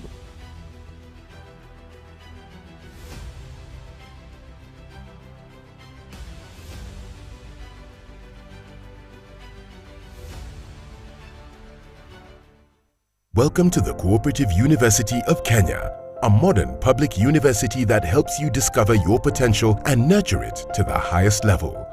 Our world-class faculty, state-of-the-art resources and consistency in quality guarantee immense opportunities for all our graduates. We admit both self-sponsored and government-sponsored students for all our degree, diploma and certificate programs which are validated by both CUE and TVETA. We also offer courses through online, open and distance learning. Apply today. Intakes in January, May and September. For more information, visit our website www.cuk.ac.ke or call 0724 311 606. The Cooperative University of Kenya. Quality cooperative training.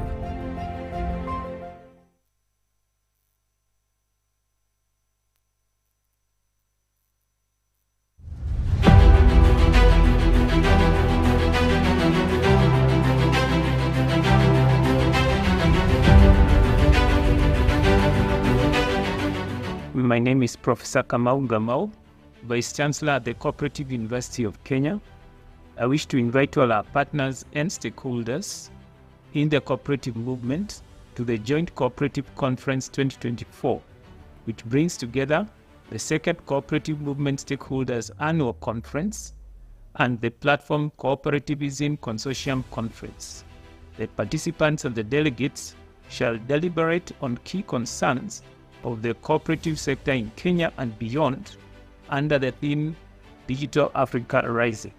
Delegates attending this conference will gain tremendous transformative insights into the latest trends and best practices in cooperative development. Our commitment as a university in this conference is to usher in a future where digital transformation will be the key ingredient in delivering social justice and driving infrastructure, education, healthcare, agriculture, and technology advancements in cooperatives. To register for the conference, visit our website, conference.cuk.ac.ke. I'm looking forward to seeing you at Saroba White Sands Beach Resort and Spa, Mombasa, from the 4th to 8th of November 2024.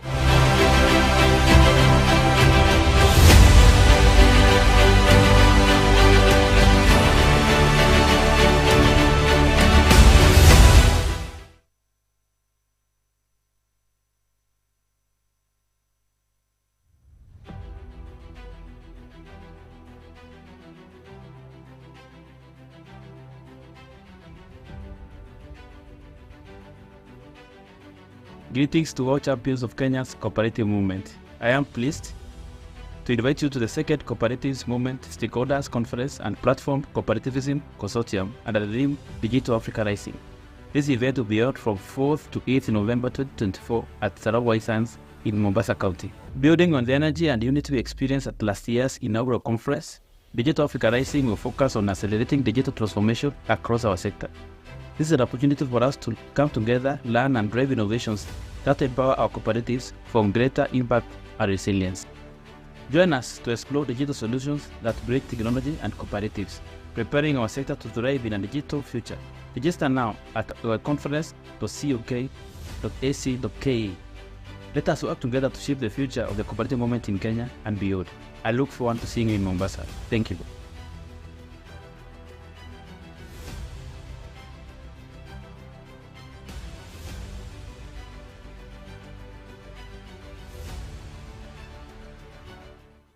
Welcome to the Cooperative University of Kenya, a modern public university that helps you discover your potential and nurture it to the highest level.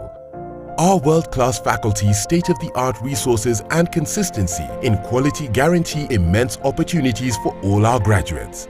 We admit both self-sponsored and government-sponsored students for all our degree, diploma and certificate programs which are validated by both CUE and TVETA. We also offer courses through online, open and distance learning. Apply today. Intakes in January, May and September. For more information, visit our website www.cuk.ac.ke or call 0724 311 606. The Cooperative University of Kenya. Quality cooperative training.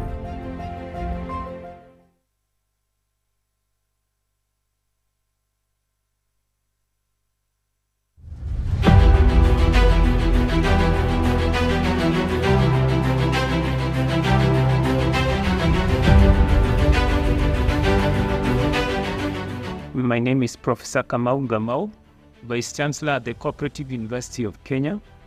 I wish to invite all our partners and stakeholders in the cooperative movement to the Joint Cooperative Conference 2024, which brings together the second Cooperative Movement Stakeholders Annual Conference and the Platform Cooperativism Consortium Conference.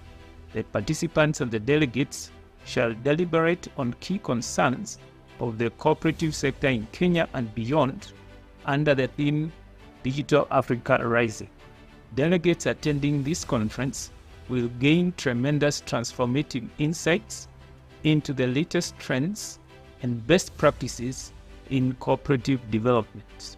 Our commitment as a university in this conference is to usher in a future where digital transformation will be the key ingredient in delivering social justice and driving infrastructure, education, healthcare, agriculture, and technology advancements in cooperatives. To register for the conference, visit our website conference.cuk.ac.ke. I'm looking forward to seeing you at Saroba White Sands Beach Resort and Spa, Mombasa from the 4th to 8th of November 2024.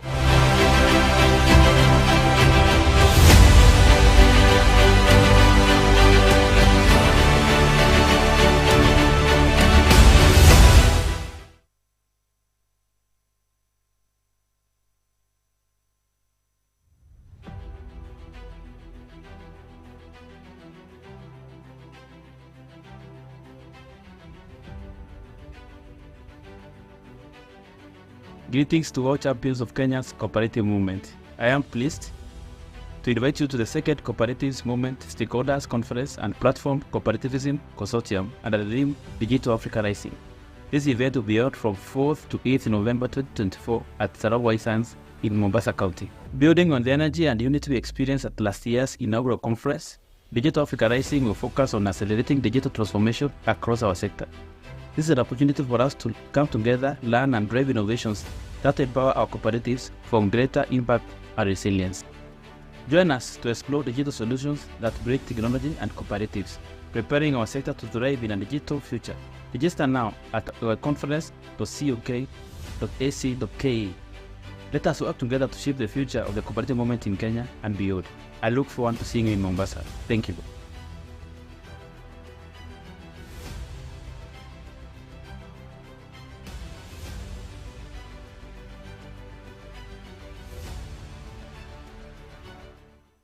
Welcome to the Cooperative University of Kenya, a modern public university that helps you discover your potential and nurture it to the highest level. Our world-class faculty's state-of-the-art resources and consistency in quality guarantee immense opportunities for all our graduates. We admit both self-sponsored and government-sponsored students for all our degree, diploma and certificate programs which are validated by both CUE and TVETA. We also offer courses through online, open and distance learning. Apply today. Intakes in January, May and September. For more information, visit our website www.cuk.ac.ke or call 0724 311 606. the Cooperative University of Kenya, quality cooperative training.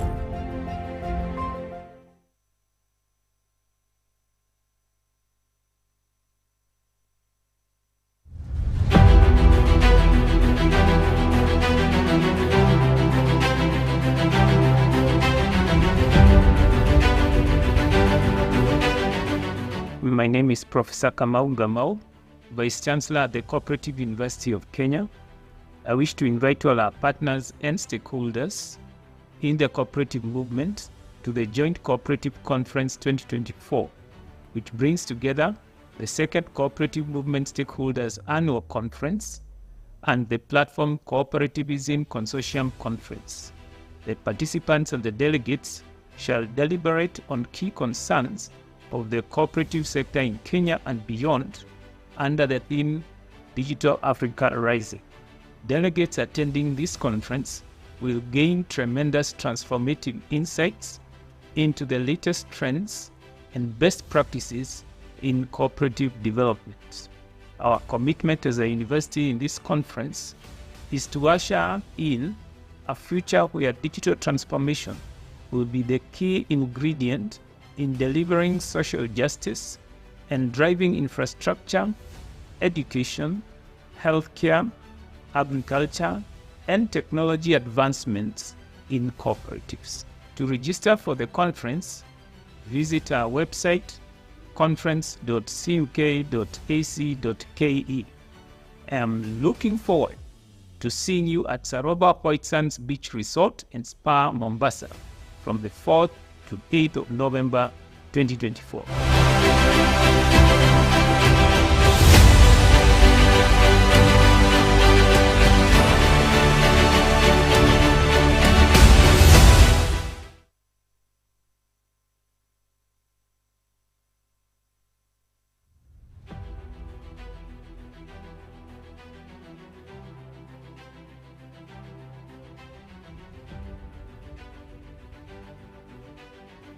Greetings to all champions of Kenya's cooperative movement. I am pleased to invite you to the second Cooperatives Movement Stakeholders Conference and Platform Cooperativism Consortium under the theme Digital Africa Rising.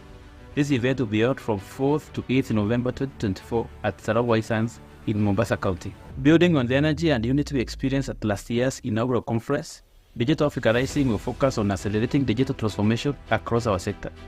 This is an opportunity for us to come together, learn and drive innovations that empower our cooperatives for greater impact and resilience.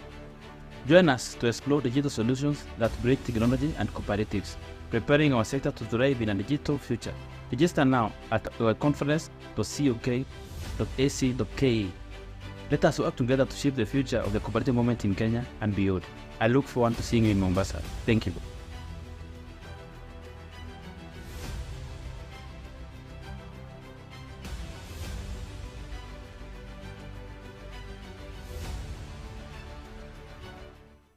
Welcome to the Cooperative University of Kenya, a modern public university that helps you discover your potential and nurture it to the highest level. Our world-class faculty, state-of-the-art resources and consistency in quality guarantee immense opportunities for all our graduates. We admit both self-sponsored and government-sponsored students for all our degree, diploma and certificate programs which are validated by both CUE and TVETA. We also offer courses through online, open and distance learning. Apply today. Intakes in January, May and September. For more information, visit our website www.cuk.ac.ke or call 0724 311 606. The Cooperative University of Kenya, quality cooperative training.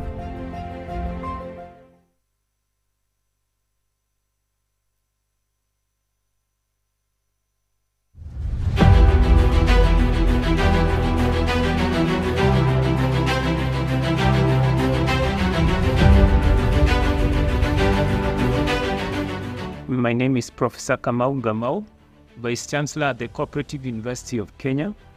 I wish to invite all our partners and stakeholders in the cooperative movement to the Joint Cooperative Conference 2024, which brings together the second Cooperative Movement Stakeholders Annual Conference and the platform Cooperativism Consortium Conference. The participants and the delegates shall deliberate on key concerns of the cooperative sector in Kenya and beyond under the theme Digital Africa Rising.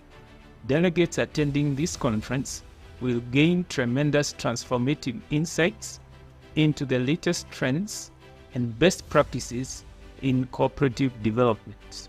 Our commitment as a university in this conference is to usher in a future where digital transformation will be the key ingredient in delivering social justice and driving infrastructure, education, healthcare, agriculture, and technology advancements in cooperatives.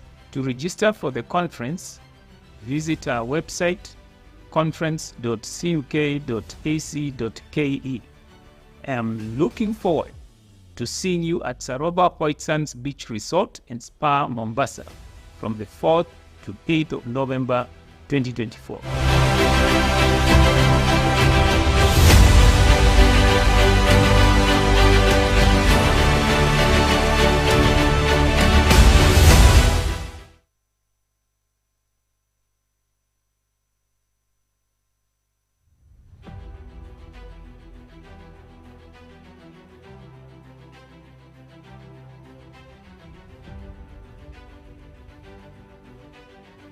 Greetings to all champions of Kenya's cooperative movement. I am pleased to invite you to the second Cooperatives Movement Stakeholders Conference and Platform Cooperativism Consortium under the theme Digital Africa Rising. This event will be held from 4th to 8th November 2024 at Saroba White Sands in Mombasa County. Building on the energy and unity we experienced at last year's inaugural conference, Digital Africa Rising will focus on accelerating digital transformation across our sector. This is an opportunity for us to come together, learn and drive innovations that empower our cooperatives for greater impact and resilience. Join us to explore digital solutions that bridge technology and cooperatives, preparing our sector to thrive in a digital future. Register now at our conference.cuk.ac.ke. Let us work together to shape the future of the cooperative movement in Kenya and beyond. I look forward to seeing you in Mombasa. Thank you.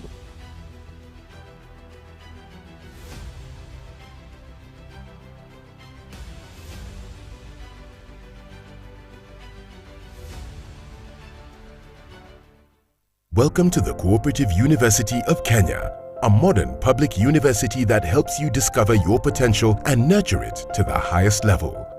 Our world-class faculty, state-of-the-art resources and consistency in quality guarantee immense opportunities for all our graduates. We admit both self-sponsored and government-sponsored students for all our degree, diploma and certificate programs which are validated by both CUE and TVETA. We also offer courses through online, open and distance learning. Apply today. Intakes in January, May and September. For more information, visit our website www.cuk.ac.ke or call 0724 311 606. The Cooperative University of Kenya. Quality cooperative training.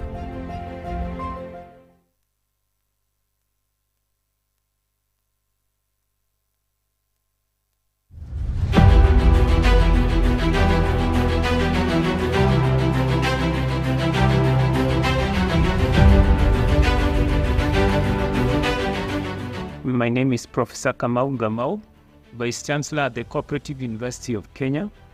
I wish to invite all our partners and stakeholders in the cooperative movement to the Joint Cooperative Conference 2024, which brings together the second Cooperative Movement Stakeholders Annual Conference and the platform Cooperativism Consortium Conference.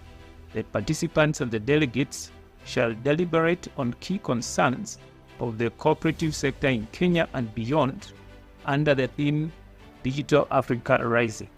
Delegates attending this conference will gain tremendous transformative insights into the latest trends and best practices in cooperative development. Our commitment as a university in this conference is to usher in a future where digital transformation will be the key ingredient in delivering social justice and driving infrastructure, education, healthcare, agriculture, and technology advancements in cooperatives. To register for the conference, visit our website conference.cuk.ac.ke. I'm looking forward to seeing you at Saroba White Sands Beach Resort and Spa, Mombasa, from the 4th to 8th of November 2024.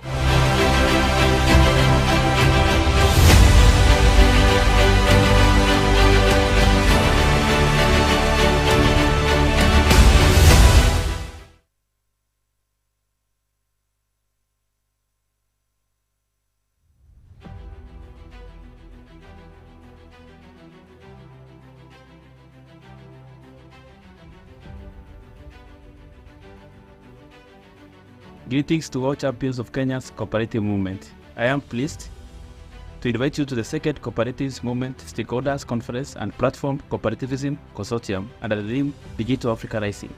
This event will be held from 4th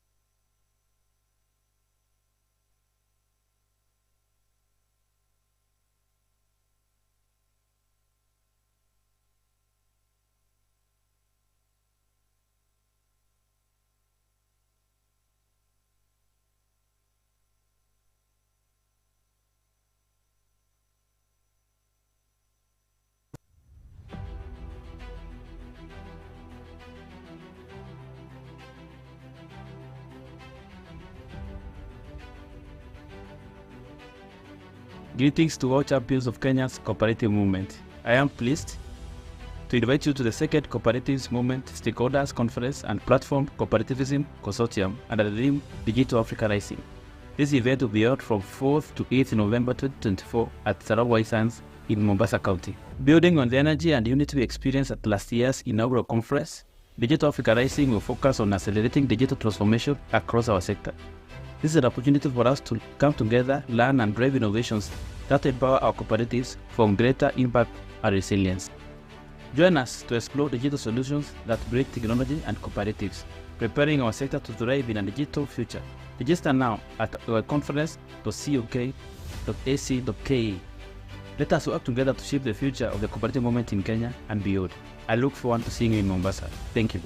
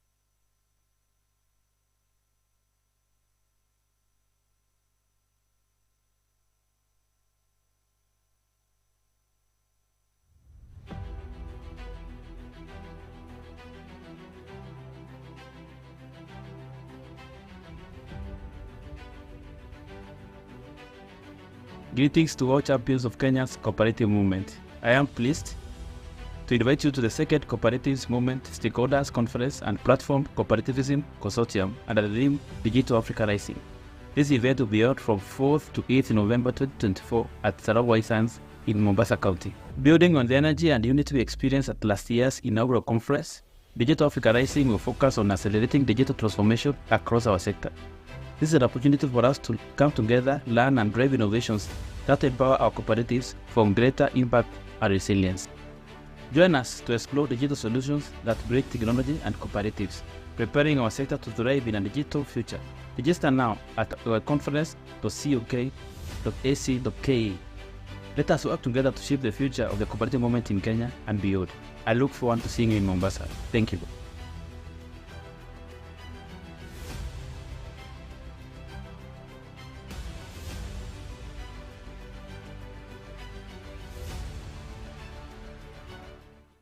Welcome to the Cooperative University of Kenya, a modern public university that helps you discover your potential and nurture it to the highest level.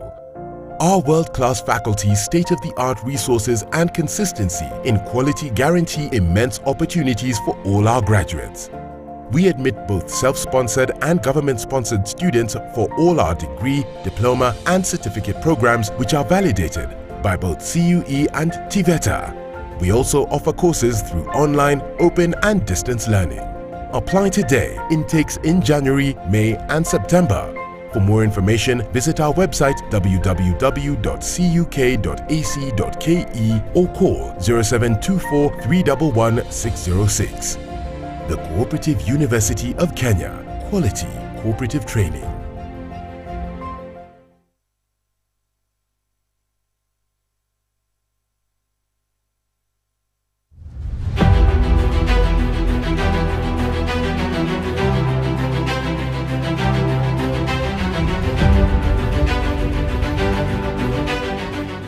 My name is Professor Kamau Gamau, Vice Chancellor at the Cooperative University of Kenya. I wish to invite all our partners and stakeholders in the cooperative movement to the Joint Cooperative Conference 2024, which brings together the second Cooperative Movement Stakeholders Annual Conference and the Platform Cooperativism Consortium Conference.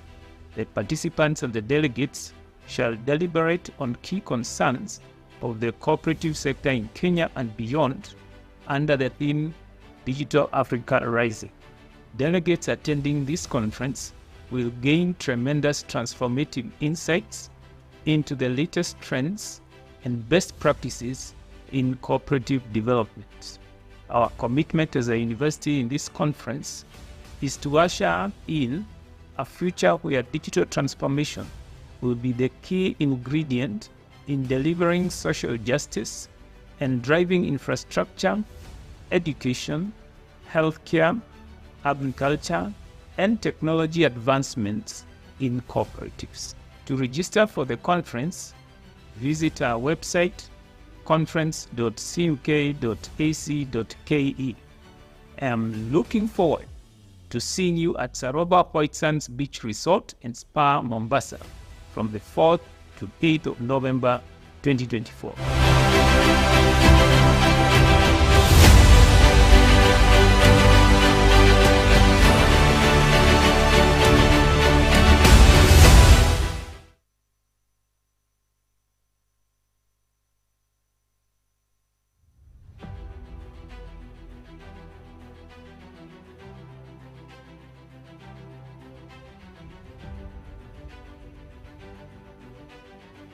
Greetings to all champions of Kenya's cooperative movement. I am pleased to invite you to the second Cooperatives Movement Stakeholders Conference and Platform Cooperativism Consortium under the theme Digital Africa Rising. This event will be held from 4th to 8th November 2024 at Sarawak Sands in Mombasa County. Building on the energy and unity we experienced at last year's inaugural conference, Digital Africa Rising will focus on accelerating digital transformation across our sector. This is an opportunity for us to come together, learn and drive innovations that empower our cooperatives from greater impact and resilience. Join us to explore digital solutions that break technology and cooperatives, preparing our sector to thrive in a digital future. Register now at our conference.cuk.ac.ke. Let us work together to shape the future of the cooperative movement in Kenya and beyond. I look forward to seeing you in Mombasa. Thank you.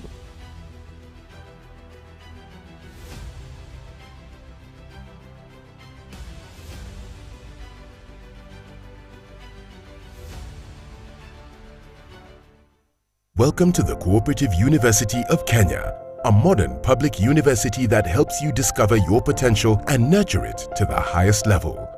Our world-class faculty, state-of-the-art resources and consistency in quality guarantee immense opportunities for all our graduates.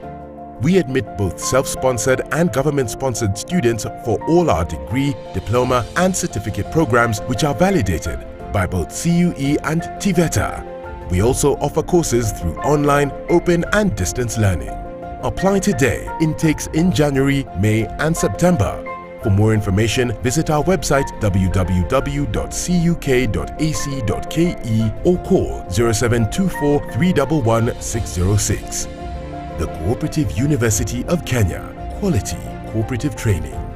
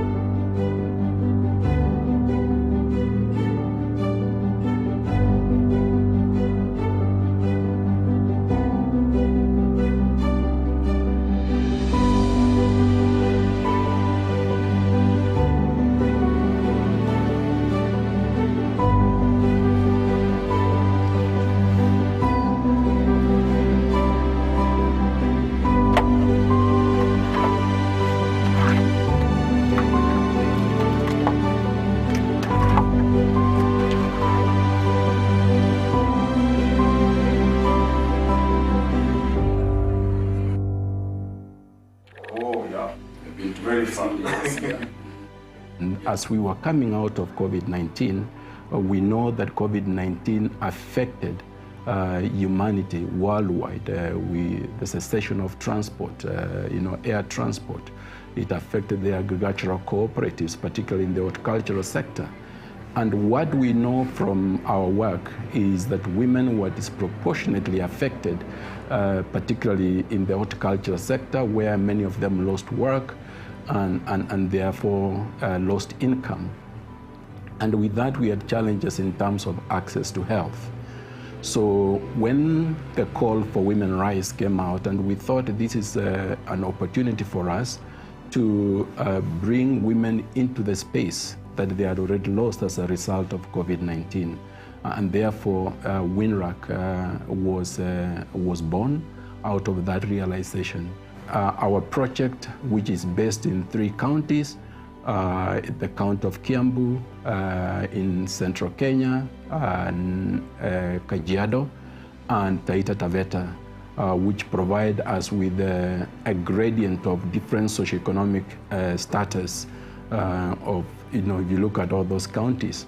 And therefore, we felt like this would be a good opportunity for us to see how these different socioeconomic status with our interventions, how those may affect women positively in terms of access to health care, and in terms of access to paid work, in terms of access to other social amenities. We are looking at using cooperatives because cooperatives in the past have shown that they increase resilience. And we are in the project are working towards having more women in cooperatives, have women with a greater say, because we also see within the cooperatives, women are fewer compared to members, but also when you look at positions of leadership, there are even fewer women in positions of leadership. Ladies and gentlemen, and a very good morning once again. Yes, thank you, media team. Welcome back to our second session of today. And as been announced earlier, we are going to be having the official opening program or session, a brief session, to receive our chief guest to officially open our conference, and thereafter we'll resume the normal programming as per our program. And therefore, I will request that you allow us to alter the program of the day briefly for purposes of allowing our chief guest, represented by the Principal Secretary, State Department for Cooperatives, Mr. Patrick Kilemi, who will be able to walk in any time from now, and thereafter we will proceed as per the program, and we're going to direct you accordingly.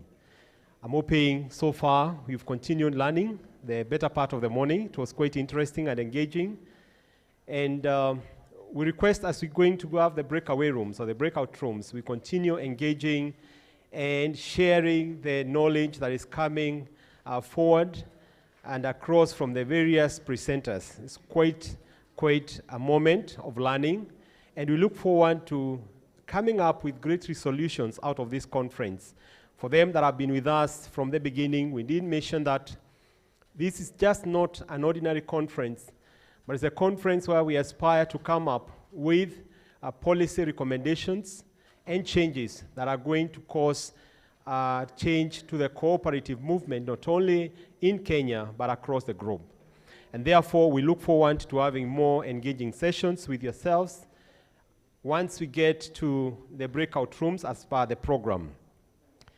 Once we have the opening ceremony completed by our chief guest, our sessions will proceed, and we'll have a session that is going to be moderated by Dr. Francis Mogela, featuring Dr. Sifa, who is the Regional Director, ICA, and will be accompanied by Professor Gisheru and Dr. Moses Gwei of the Cooperative University of Kenya on Kenya's cooperative movement.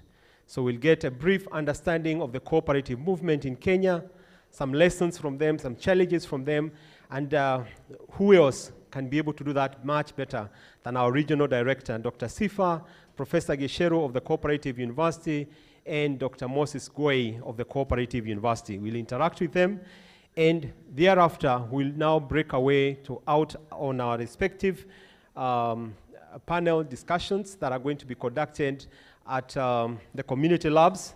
We are at the Makutano Community Lab, we are in Barasa 2 and Barasa 3. And we're going to remain as we were yesterday. When we get to the moments to break away, that's how we're going to go, no changes. We'll proceed on as we did yesterday. So at this moment, I'll hand over to the media team to hold on as we receive the chief guest, who I'm told is just going to be coming in, and once they come in, we'll go straight on with the opening ceremony, with the national anthem, East African Community Anthem, and we proceed on with the assignment of opening the ceremony. Thank you. We'll be waiting for a few minutes, and immediately we commence once we get our chief guest within the auditorium.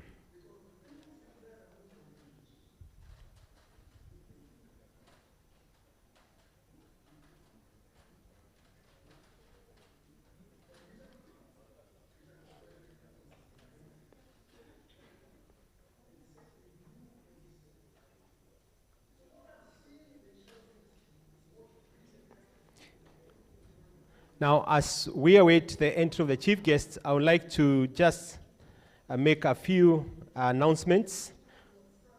One, the respective panelists who are supposed to be doing the recording, you're kindly reminded, if you didn't manage to do your recording yesterday, the same exercise is still proceeding on concurrently with the activities here. So whenever time allows, kindly consult Madam Anne. Madam Anne is situated at the registration desk, so that she can be able to direct you accordingly to the venue for recording your video clips. So this had already been communicated, and therefore the respective persons who are supposed to take the video recording for the PCC conference, please take note and attend to that. Secondly, I'm reminded that we have at the finance clearance, a number of you who left your receipts there. Please, whenever time allows again, you can pass by and collect your respective receipts. Then for today, our meal cans are going to be distributed within the respective halls where you're going to be. We noted yesterday that quite a number of us did misplace their meal cans, and therefore we thought it wise to keep them for you until at around lunch hour to ensure we do not misplace them. So that is going to be done. And thereafter, in case there is any of us who didn't collect their name tags, please, your name tags are ready for collection. You make sure. So ladies and gentlemen, here comes our chief guest. Let's appreciate, let's be upstanding as we welcome our chief guest, please. Yes, please, a round of applause as we welcome our chief guest. Welcome our chief guest. Welcome, karibu sana. And while upstanding, please, we'll have our two national anthems, the national anthem and the East African anthem, to officially begin our program.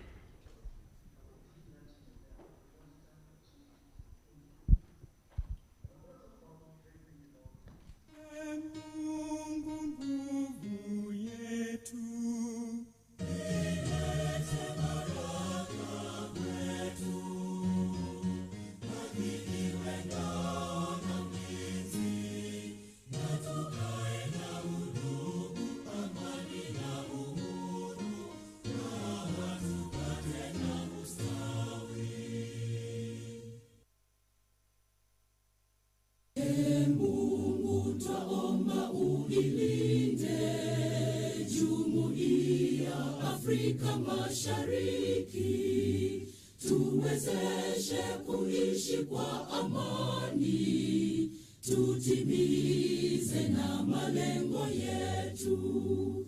Jumuiya yetu sote tuilinde, tuajibike, tuimarike, umoja wetu ni nguzo yetu, idumu jumuiya yetu. Thank you. You may take your seats through a chief guest. Thank you. The Principal Secretary, State Department for Cooperatives, Mr. Patrick Kelemi, representing our chief guest today, the representative of the Honorable Minister of State for Agriculture and Food Security, the Federal Republic of Nigeria, Honorable Victor Ojegeko, the Commissioner for Cooperative Development, Mr. David Obonyo, the Chairman of the CUK Governing Council, Dr. Jeremy Bundi, members of the CUK Governing Council, the Vice Chancellor of the Cooperative University of Kenya, Professor Kamau Ngamau, members of the University Management Board and the Senate of the Cooperative University of Kenya, our guest and co-partner in this joint cooperative conference, the founding director of the Platinum Cooperatives Consortium, PCC, Professor Trevor, the regional director and the CEO of ICA Africa, Dr. Sifa Chiyonge, the chief executive officer of the Cooperative Alliance of Kenya, Mr. Daniel Marube, the chief executive officer, SASRA, Mr. Peter Jogona, our distinguished guests, leaders of the national and the county governments, development organizations, and the cooperative movement. Ladies and gentlemen, good morning. Yes, it is my great pleasure this morning to lead you to this session of the official opening of the second Cooperative Movement Stakeholders Annual Conference and the Platform Cooperativism Consortium Conference 2024. Our chief guest, as you are aware that this year we have the theme Digital Africa Rising, and when this was organized, or set out to be organized, it's a one conference but with two conferences in it. It's a unique one in that last year when we had the first annual Cooperative Stakeholders Forum, we only had delegates drawn from across the country. However, this year, with the partnership and the collaboration that we have had with PCC, we are glad that this year's conference, we've managed to draw participants from across the globe with 33 nations represented. That is a great, great attendance and representation across the globe. And therefore, our chief guest, today we are delighted to host in this conference over 33 countries represented in this place. For one reason, just to discuss matters cooperatives, not only in Kenya, but across the globe. And therefore, we are delighted as a nation, not only as a university, but also as a nation, and privileged to host for the first time the PCC conference in Kenya and in Africa. So the country is really delighted and we're greatly honored to have our partners and the delegates from PCC and join us during the second Cooperative Movement Stakeholders Annual Conference. Our chief guest also in our midst, we have been able to attract over 45 circles drawn across the country. It's a great participation and attendance, and it shows the goodwill that our cooperative movement has in ensuring that we change and we transform our cooperative movement, particularly in this era of digital transformation. And therefore, we greatly appreciate all the cooperative members present and the circles who have made this possible. Our chief guest also, in our midst, we have over 11, actually 12 now, 12 county governments that are being represented, and therefore, we are growing each day. This is a growth from last year's conference, and therefore, we are delighted that our target and our dream to bring together all the 47 counties in this country together to discuss matters cooperatives, taking cognizance that cooperatives is a devolved function. And therefore, as a university, we are dedicated that to ensure that we have our 47 counties together so that we can be able to develop all the parts of this nation, because God has blessed us as a country in a unique and special way. And therefore, in cooperatives, we would like to move together with all our 47 counties. And therefore, we are really grateful and delighted to host our partners and delegates from the counties that are present here. In our present chief guest also, we have the national cooperative organizations. We have the NACHUIs with us, we have New KPCU, we have the Cooperative Bank, CIC, all their delegates around this hall. And therefore, we are so grateful that we host the national cooperative organizations as well within this Cooperative Movement Stakeholders Forum. For us, we look at partnering with all the players in the movement. In our midst also, our chief guest, we have our regulator, SASRA, who has been with us throughout and has been really supportive of our initiatives of this cooperative movement stakeholders forum from inception, and now they have remained to be very close partners with the university.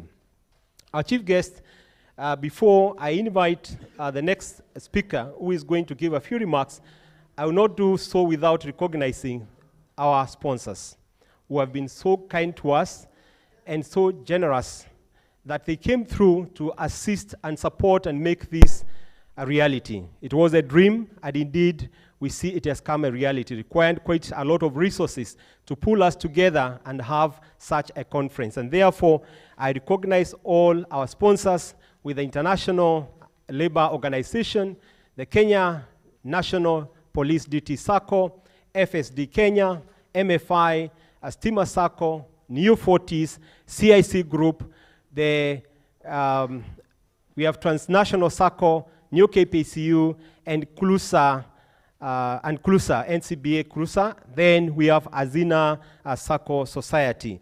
Those are sponsors who have worked with us, and we greatly appreciate the work that you've done. Now, at this moment, due to time constraints, I know we would have loved to have all these people, all these sponsors say something, but you'll allow me, kindly, our sponsors, wherever you are, you be upstanding. All our conference sponsors, please, wherever you are, just be upstanding.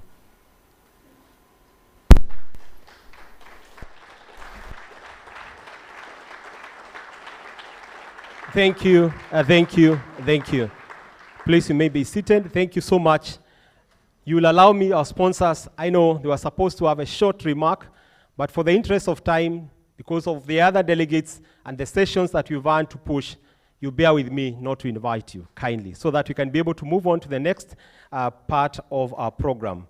Now, ladies and gentlemen, at this moment, it is my humble duty now to invite our Vice Chancellor, Professor Kamau Ngamau, who is going to give us a brief remark, and thereafter invite our Chair of Council, Dr. Jeremy Bundi, to give his remark and take on the program to the next level. Please let's appreciate the Vice Chancellor as he comes forward.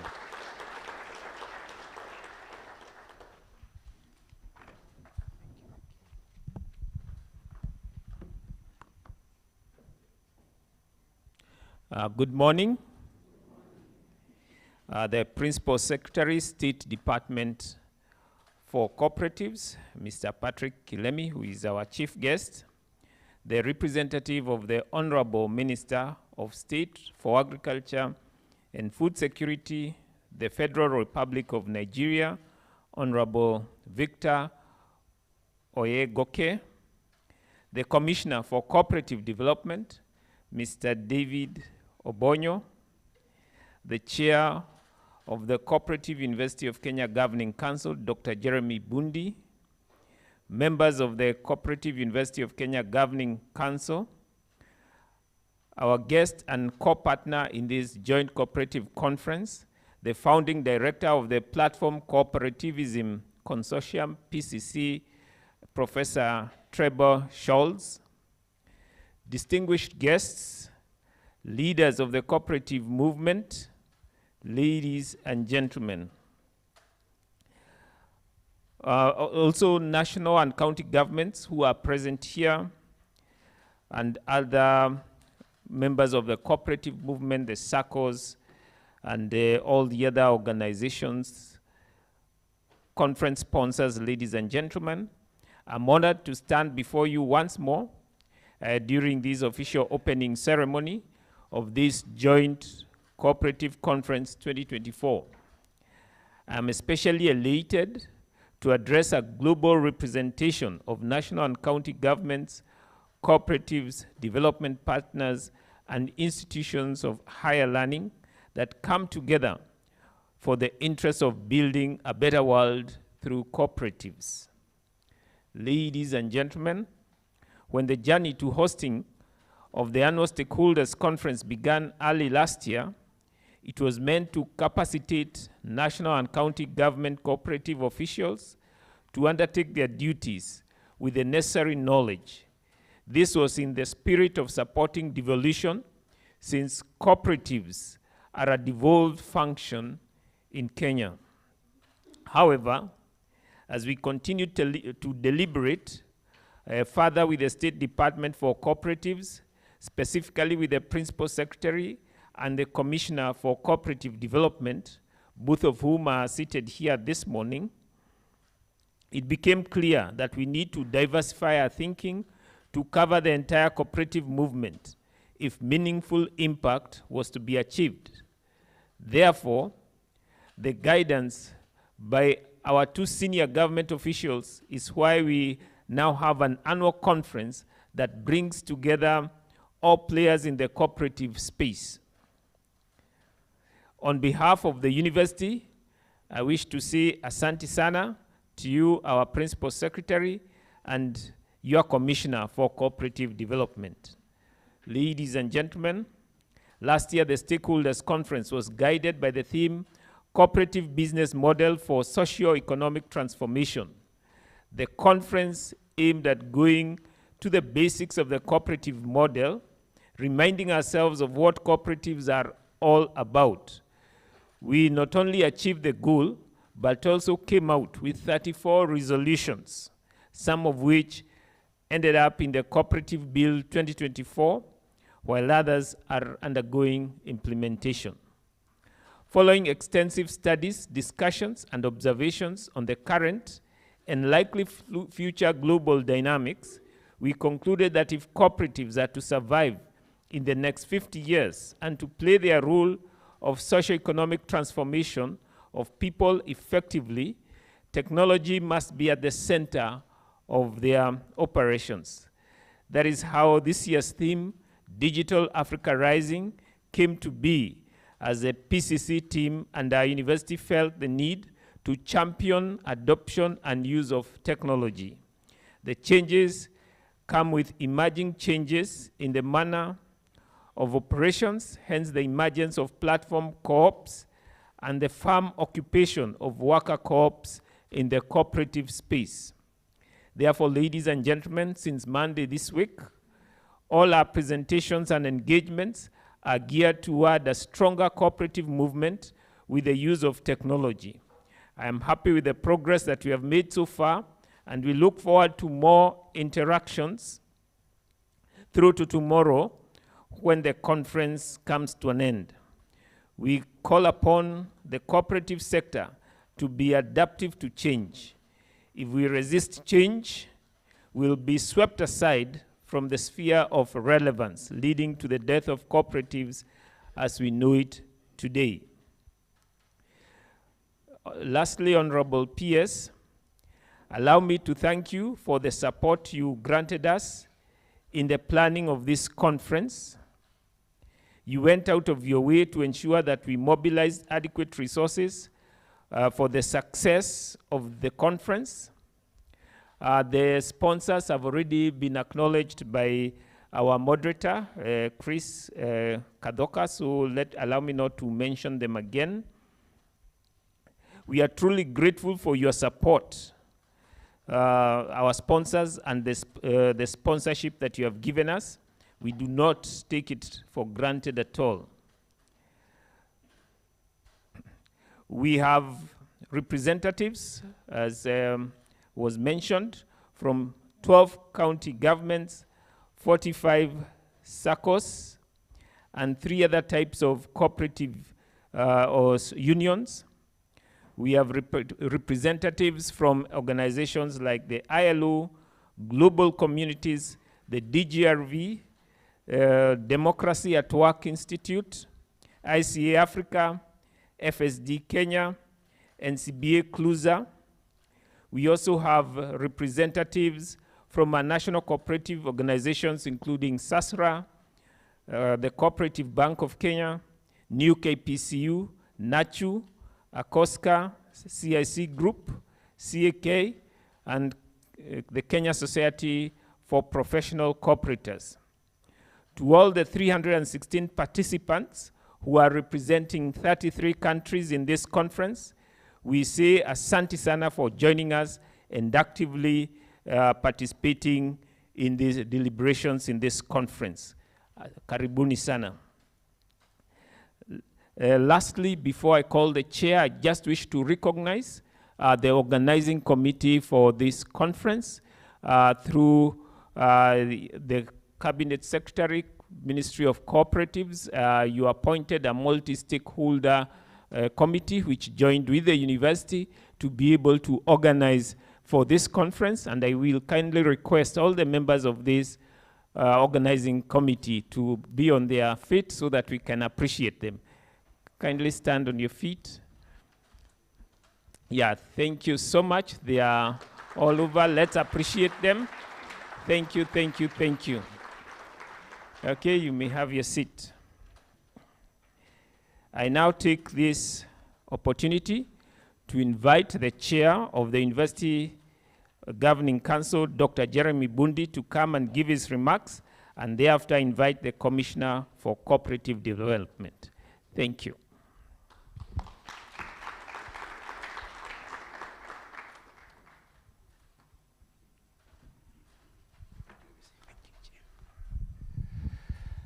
Good morning, cooperators again.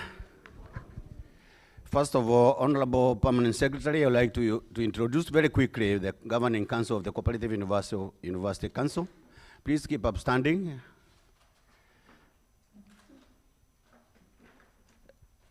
Honorable PS, I wanted to confirm to you that we are one of the best balanced councils in the Republic of Kenya. We are 4 honorable gentlemen and 4 honorable ladies. We are in short of 1 council member, and if you are able to liaise with the PS Minister of Education, you can give us another lady, wouldn't mind. Thank you very much. So get seated, the honorable council members. The Principal Secretary, State Department of Cooperatives, Mr. Patrick Kiremi. The representative of the Honorable Minister of State for Agriculture and Food Security, the Federal Republic of Nigeria, Honorable Victor Oyegoke. Members of CUK Governing Council present, the Vice Chancellor, Professor Kamau Gamau. Members of University Management Board and Senate of the Cooperative University of Kenya. Our guest and the co-partner in this joint cooperative conference, the founding director of the Platform Cooperative Consortium, PCC, Professor Trevor Chos. The regional director of IC Africa, Lady Dr. Sifa Shioge, a very good friend of the Cooperative University of Kenya. The Chief Executive Officer, Cooperative Alliance of Kenya, Mr. Daniel Marube, a very old cooperator. The Chief Executive, SASLA, Mr. Peter Juguna, a very good regulator of the cooperatives. Distinguished guests and leaders of the national county governments, development institutions, and the cooperative movement. All conference sponsors and all dear delegates, good morning once again.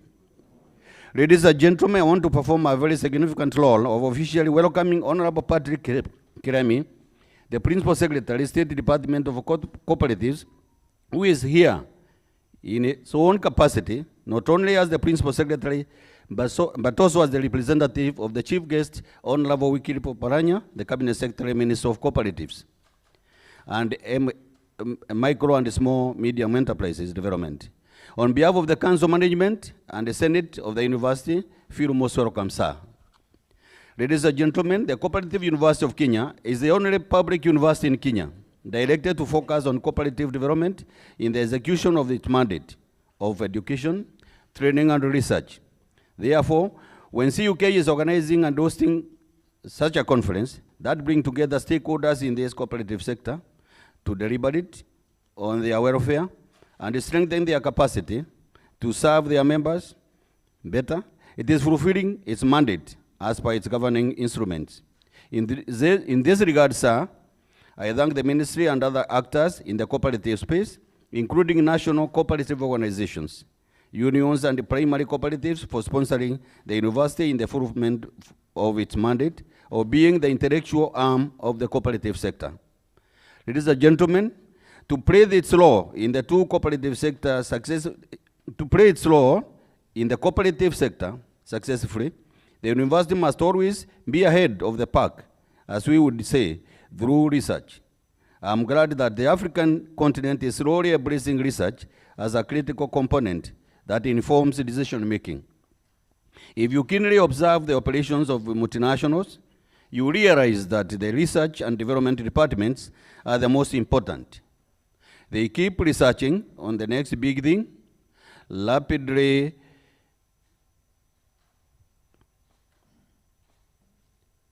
changing needs of the customer and coming up with products that enable them to stay ahead of the competition.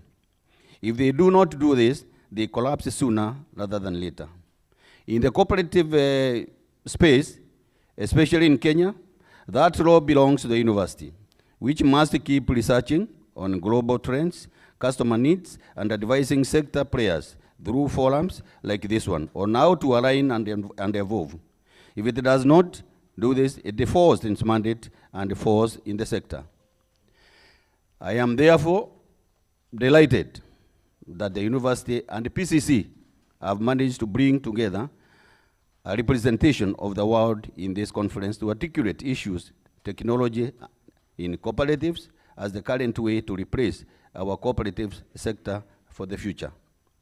We have representatives from at least 22 countries, including Kenya, Tanzania, Ghana, Nigeria, Senegal, South Africa, Thailand, China, United Kingdom, United States, Spain, Malawi, Zimbabwe, Ecuador, India, Italy, Uganda, Turkey, Colombia, Botswana, Argentina, and Greece.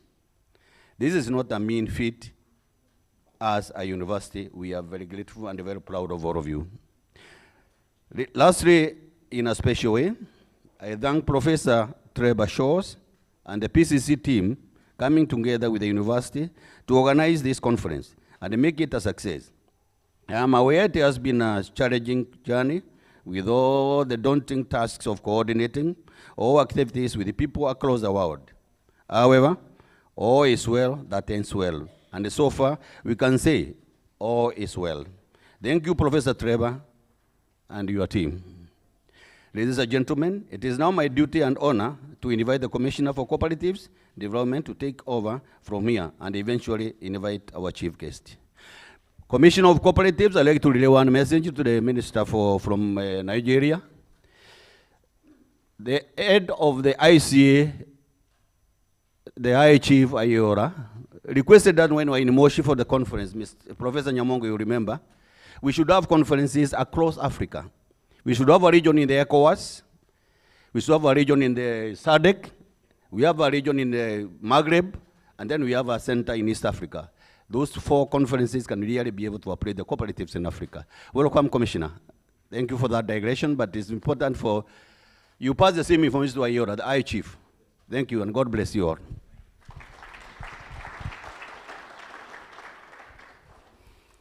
Thank you, Dr. Cherem Bundi, the chair of the council, CUK.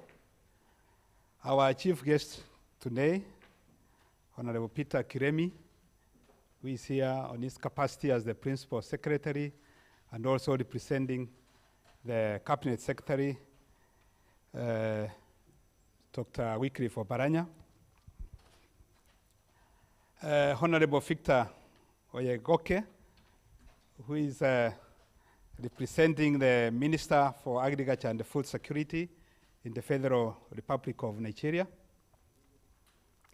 Professor Kamau Ngamau, the Vice Chancellor of CUK. Our friends and the leaders in the cooperative movement, without forgetting Madam Siva, Mr. Marube, the NACOS representatives here, the chairpersons, the cooperative leaders, and our SASRA regulator CEO, Patrick Nchuguna, the facilitators, sponsors, good morning. Good morning once again. Our chief guest, this is a very great moment once again for the organizers of CUK to organize this conference, which started last year, and here we are. This is a very important occasion, and I want to mention that it's a high time, especially for the Kenyan cooperators who are present, for us to make use of this conference. Because where we are as a movement, it's a high time that now we need to embrace research and technology. In whatever we are doing, it's high time that we engage our cooperative university to subject some of our ideas we have, to see that they have been subjected to proper scientific methodologies of trying to ascertain how viable some of the products and services that we want to implement in order to avoid a situation of trial and error. Dr. Ngamau, Professor, I want to mention that if you allow me, I want to challenge you and your university. Now that we are at the point of soon we will be implementing our cooperative bill once enacted. And also we are undertaking some SACCO amendments. It's a high time for the university to undertake some study and understand how possible some of the good ideas we have in the bill, how are they likely to impact in the cooperative movement. I'm looking specifically on areas of self-regulation. Because this movement has been supervised for a long time, for over 50 years by the government, and now is a high time that we want to leave the movement to be under self-regulation. We are proposing in the Act the issues of federations and the unions that are supposed to undertake issues of standards, issues of training, and the like. What impact do you think are they likely to have? So that if there are any pitfalls, then we are able to avoid it before we implement, because a negative impact will have a very big negative effect to the movement.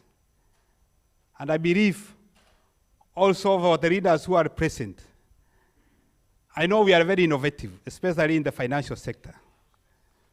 Before we come up with some of the products and services, can we please engage CUK to subject some of our ideas and do some kind of piloting, some survey before we implement them? Because that is the only way we can mitigate risks.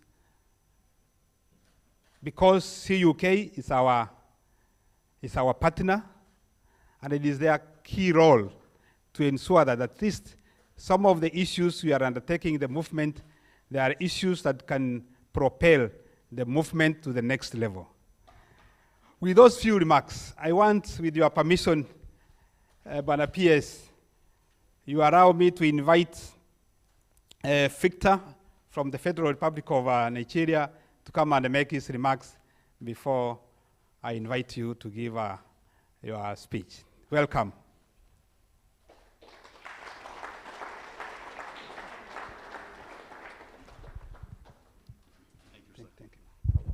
Well, I don't have my own speech. I'm here to represent my principal, the Honorable Minister of State for Agriculture and Food Security in Nigeria. So I will be delivering his message accordingly. But before then, I just want it to be a little bit informal, because it seems the all is just being too formal for me. I don't know. And we are cooperators. From Nigeria, where I come from, when we gather like this, it's time to have fun as well, even when we learn. So let's make it a little bit so that I will not be shaking myself. Well, there is always a slogan we start with in Nigeria. Perhaps maybe I should introduce that, because I expect each time cooperators in Nigeria, when you want to speak, you try to chant that slogan so that we can ginger everybody. You understand? When we say ginger, we mean we want to encourage everyone. So let me just teach you that. When I say co-op, you answer cooperatives. When I say where, you say here, there, everywhere. Are we together? Co-op.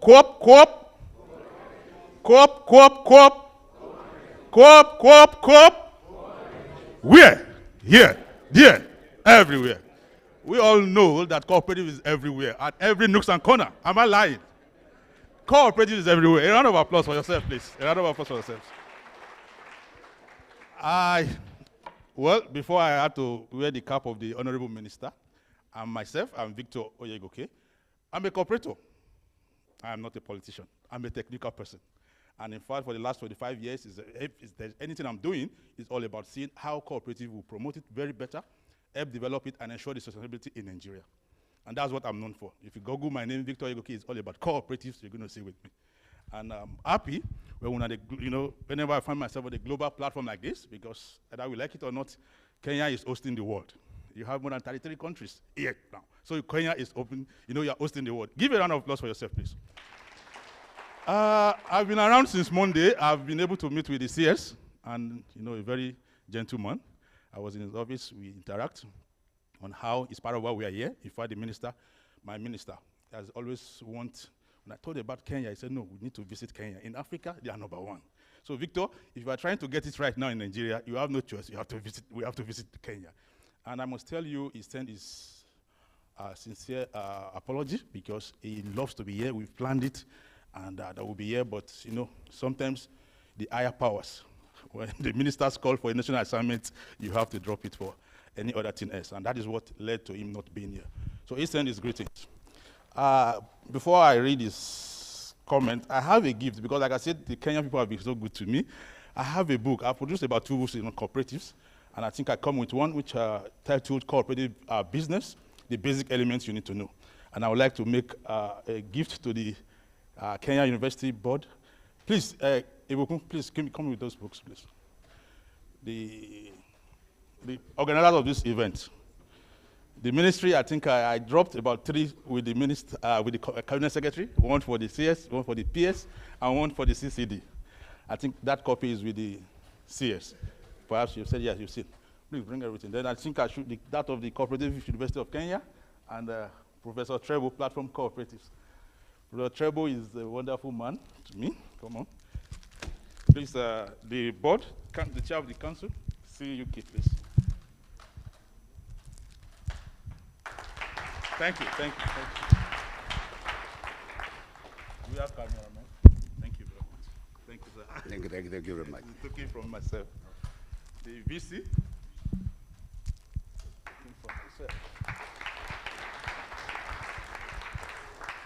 Thank you so much. Thank you. And my mother in cooperative, I call her my mother in cooperative. She's somebody I see as a role model for the past, I think, 20 years that I got to, I think 2005, that was when I got to know about her. And since then, I've been following her back to back. Back to back. Everything about what she's written on the internet, I'll go download and read. That is Professor Esther Gishil. Somebody, yes, I would have esteem. She has been one of my mentor and role model that I always look forward to. This is the Mama Cooperative. Thank you very much, Madam. And thank you for what you are doing for the cooperative movement all over the world. Thank you very much. Yeah. So, Professor, PCC, my prof, I always disturb him, he knows. Because the truth is, in Nigeria, platform cooperatives, I would say, I started, when I got to know about platform cooperatives, it was Prof that had to let me know more. And I think I was part of the past set of, one of the first set of the cooperative platform cooperatives now, in 2020, during the COVID, that I begins to learn. And since then, I have not let it go. Thank you very much, sir. Yeah, then I've been to, one of the people that have really helped me out is the Sastra people, because really we are about trying to see how we make financial cooperatives, we get it right in Nigeria. Not like we have it here. We don't have the SACCOs. What we have is thrift and credit, thrift course. Thrift and credit, we're going to call it savings and cooperative in Nigeria. We call it thrift and credit. And we've not been able to, get it organized the way you guys have done it in Kenya here. And it's part of what we have come to Kenya to learn from you and see how we can take it to the next level. And I must confess that when I get to Sastra, I was led into the hand of Mr. Joseph Osoro. And the man has been very, very grateful, patient with me. He has put me through a lot of some of the things that I really needed. And he said the CEO is here. Perhaps I will meet him here, and I think, of course, I want to call the CEO to give him one of these as well. The CEO, Sastra, is here. Oh, thank you very much, sir.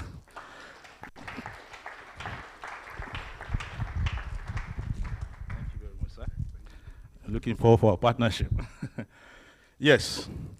And who will have this last one? Oh, say, Ogami, maybe Joseph Osoro. No, please, I think you need to give this to him. The man is very wonderful. And I said that to you. Thank you very much. Yes, the book is online. You can get it on Amazon. And if not, you can always email me to get the soft copy. That is the only I could come with. You know, you can't carry much of this. The baggage will be too much.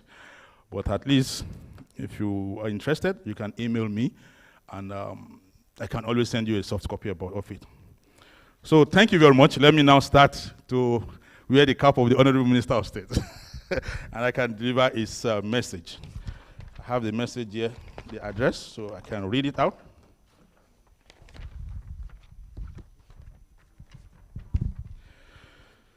Yeah. The Permanent Secretary, State Department of Cooperative, Mr. Patrick Kilemi, representing the Honorable Cabinet Secretary, Honorable Wycliffe Oparaya. Please pardon me when I call the name. I will try as much as possible to try not to do blunder with the names, but please pardon me. The Commissioner for Cooperative Development, Mr. David Obonyo. The Chairman of the CUK Governing Council, Dr. Jeremy Bunde.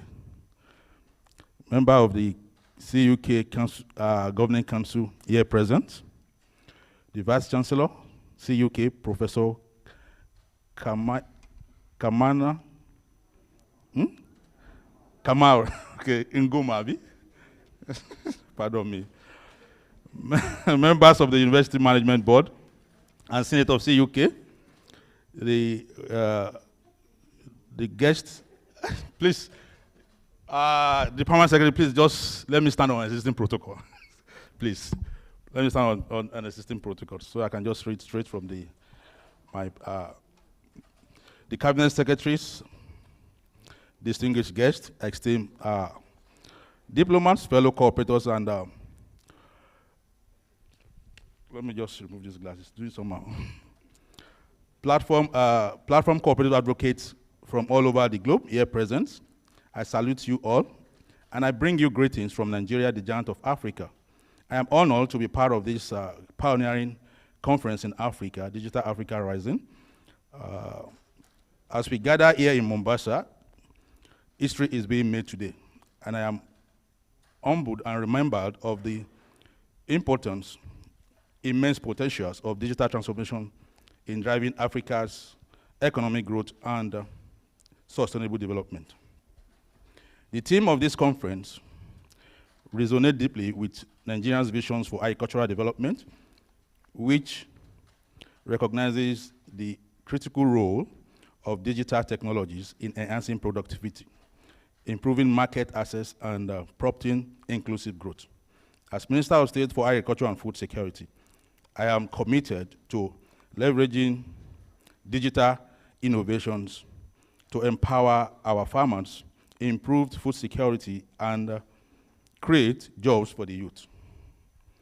The cooperative movement has been a cornerstone of African economic development, and I firmly believe the platform cooperatives can unlock new opportunities for our communities by harnessing the power of digital platforms.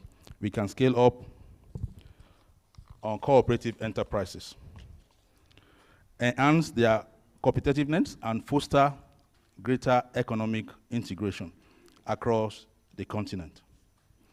I commend the organizers of this conference for bringing together such a diverse range of stakeholders to share knowledge, experiences, and best practices.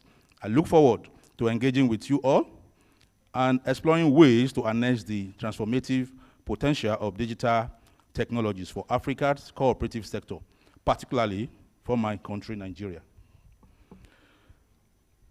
As we serve Africa cooperative innovations and digitalizations, we need to draw inspirations from global successes, look into case studies from around the globe, especially those platform cooperatives present here today, who will share their experiences and success stories. We can learn from their experiences and adapt them to our context. In conclusion, as we work together towards a sustainable digital Africa rising, I urge all to embrace innovation, collaboration, and inclusive growth. Let us harness the power of cooperations to build a better future for all Africans that we all can be proud of and to bequeath to the upcoming generation. Thank you, and God bless you, Africa. Ubuntu, Asante Asana. Thank you very much.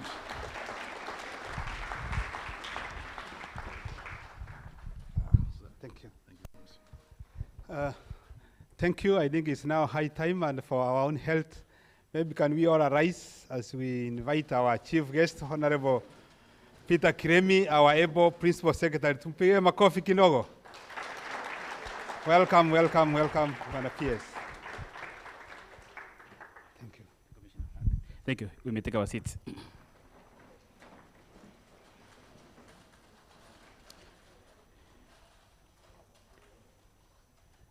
Thank you, Commissioner.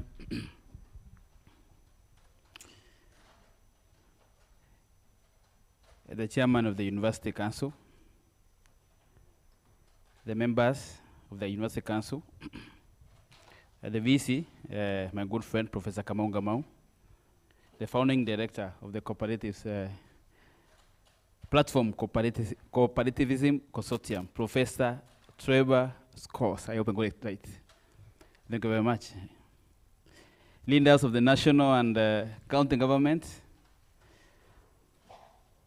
cooperative leaders from across the country, all invited guests, ladies and gentlemen, good morning. You know, Kenya is known to be to have the oldest known remains of human beings. Oldest. So we are known. We are the only, we have recorded known remains of human beings. So to our friends from the 33 countries who have come here, karibuni nyumbani, welcome home.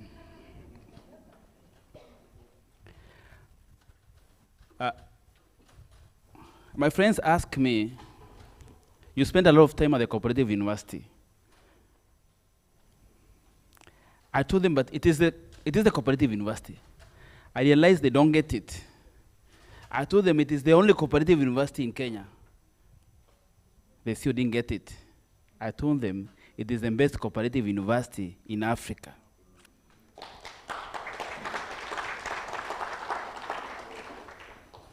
They still didn't get it. But what I thought we should do is that we should not wait for them to get it, because they will not get it. There is work to be done.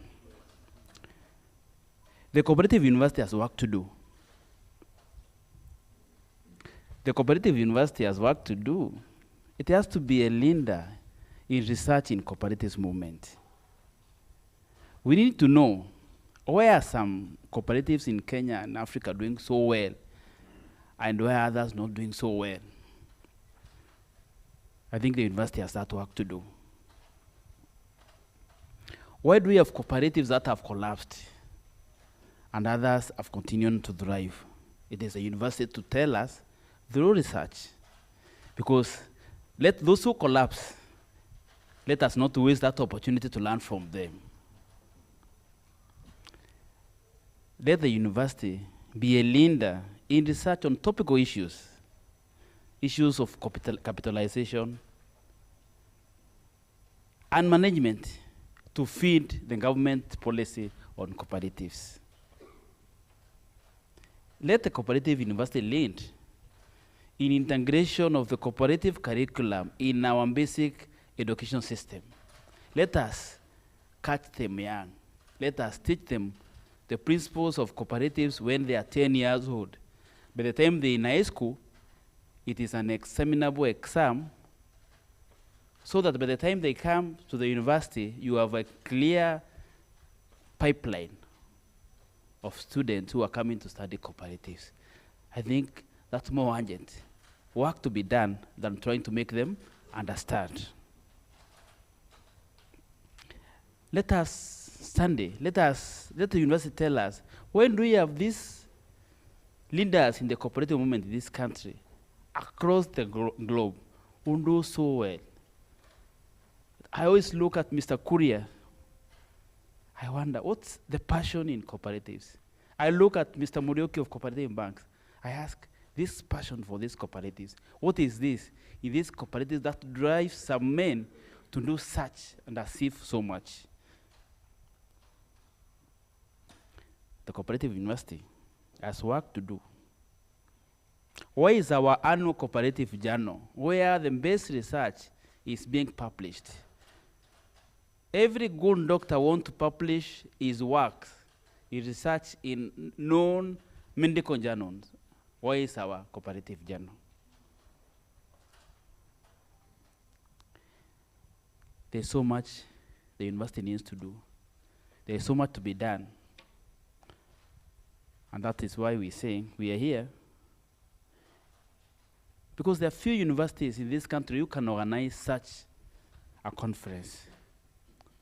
I'm proud of what the university has achieved, and thank you to the partnership it has with PCC and all the partners. Today, you are an envy of all the institutions we have in this country, because everybody knows we are here. People know we are here. Thank you to the Cooperative University. I really want to thank the vision carriers, the people who said this country needs a cooperative university. When I read the history, it was a small department in the State Department of Cooperatives. Today, a fully chartered university with thousands of students who are graduating all the way with PhDs in matters cooperatives.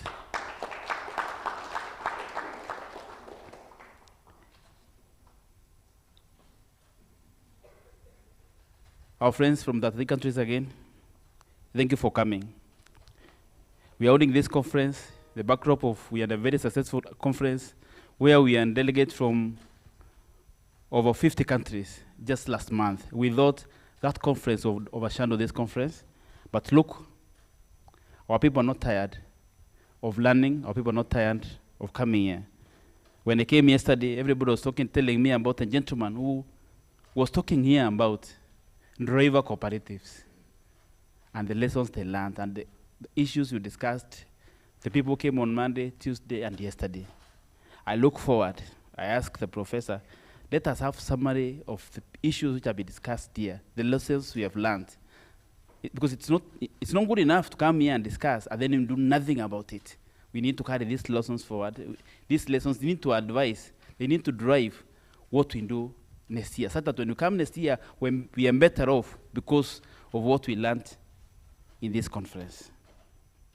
Honorable delegates, I stand here to represent my Honorable Cabinet Secretary, Honorable FCPA, Wycliffe Ambetsa Oparanya, who gives his sincere apologies because he could join us. He showed up in some other duties, was looking forward to this conference, but unfortunately, he is not able to join us.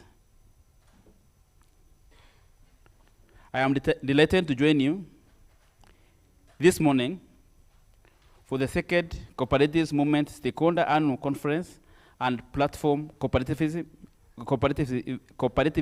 Consortium Conference 2024, themed Digital Africa Rising. I'm happy to note that the Stakeholder Steering Committee that was appointed by the ministry has done a commendable job in organizing this conference. And yours truly, I was the chair of that committee. Thank you for the many hours you put in putting this together. I think it has come out very nicely. Asanteni sana. Ladies and gentlemen, we are on the brink of a new era, one characterized by swift digital change and blurring of borders and the ability of technology to overcome once insurmountable barriers. Technology is facilitating to combat. I think I missed a page. A second. Give me a second. Give me number 4. Number 4. Take me envelope. I need number 4.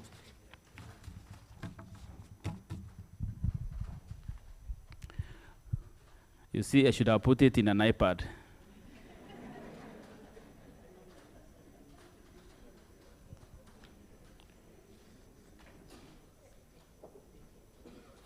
It's okay, Chris. I'll move on. Technology is facilitating to combat poverty, fight inequality, promote access to education, financial inclusion, promote agricultural productivity, battle climate change, and access to healthcare.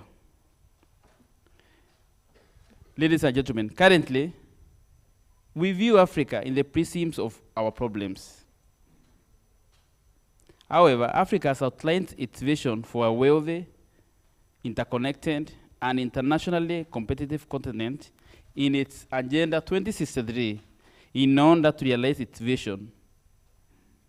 Digital technology is essential in this vision for Africa for Agenda 2063. Africa is witnessing a boom in digital platforms. More so in our mobile payments. When you move around at this country, you see many boards written M-Pesa. We are leaders in this country in mobile payments. In internet farms, innovation apps, where our young people are at the forefront. In a rapidly expanding digital ecosystem, which are spawning game-changing solutions that are increasing the accessibility, transparency, and inclusivity of services to members of the public. Africa's digital potential is undeniable, since more than 400 million of its people use the internet, and more than 600 million people in Africa have access to mobile phones. This forum, therefore, is quite timely as we seek to move the cooperative sector to the next level, the digital level. With the immense contribution to growth in Kenya, cooperative movement is contributing around that 1% of our GDP.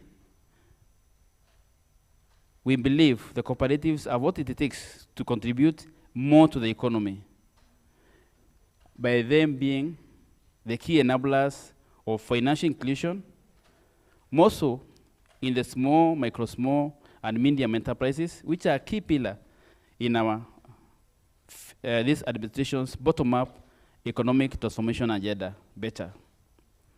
It is also good to note that platform cooperatives are in the emerging phenomenon in the cooperative space. They are principally digital-based, where members hardly know each other, but are connected through digital apps. What this means is that the traditional cooperative model and the principles are being challenged by the evolving technology. And with this phenomenon becoming a reality, we have to ask ourselves, how do we maintain our cooperative identity going forward? That's the question really this conference needs to ask. How do we maintain our cooperative's identity in the digital era? These are the emerging issues that we need to critically consider. There are other challenges, of course, that to come with technology, including cybersecurity, which we must address. As a country, we address some of these issues, and we recognize that there are solutions which we need to prescribe to the challenges that will come with this digital transformation. In our cooperative bill, we are doing a new law, Cooperative Bill 2023. We foresee the role of technology in cooperatives. However, we also need a broader insight on the issues that are to be discussed in this conference. Ladies and gentlemen, as I conclude, I want to encourage each of us to take the lead in this moment, the moment of the future. As we discuss the 7 themes of this conference, let us close the digital gap and make sure that all the cooperatives focus on the adoption of digital transformation. I really wish you a very fruitful engagement, deliberations, and outcomes that will change the momentum, not only in this country, not only in Africa, but across the world. Thank you very much, and God bless you.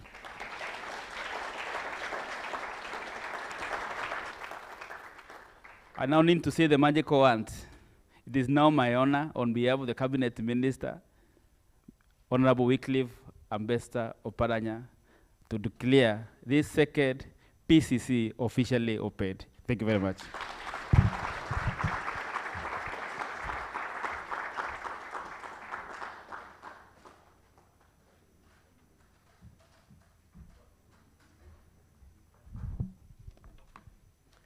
Okay, thank you. Let us once again appreciate our PS as he takes his seat, please.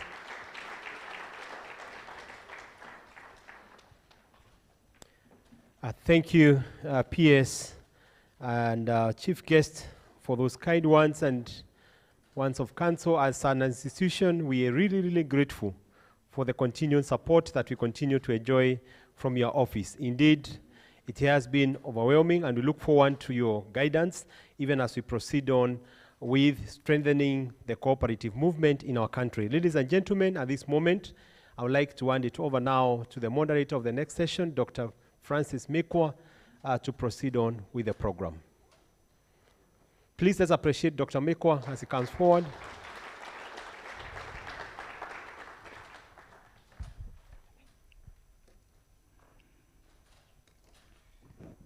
All right, thank you so much, Chris and PS, plus all the protocols observed. I'm told if you work in the government, one of the things you should know is saying all protocols observed to avoid a few issues with perhaps the names and the order of matters.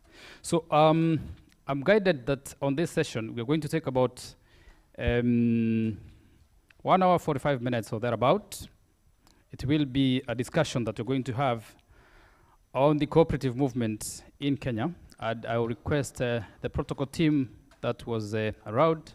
I will need a little reorganization of the stage so that we're going to have a discussion and give a scope of the Kenya's cooperative movement. And I'm going to have about 3 speakers, not about 3 speakers actually. And I will have a co-moderator, Mr. Matabi, wherever you are, kindly, you may come on stage so that we take the next session. I'm going to invite Dr. Sifa from ICA Africa. She's going to give us an introduction of the session. We are going to have contributions from Dr. Moses Gwei. Whatever he is, please start coming forward. And our very own Professor Esther Gishero will give us a quite a perspective on the cooperative movement in Kenya. Kindly let me have some about 5 seats at the front side, and then you may move this podium that we have here. Mr. Matabi, please come on stage. Dr. Sifa, kindly, you may join us. Professor Esther Gishero, Dr. Moses Gwei.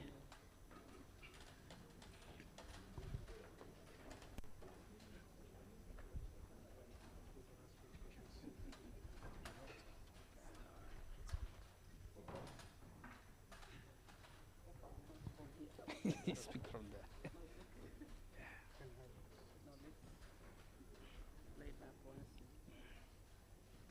You want to sit on?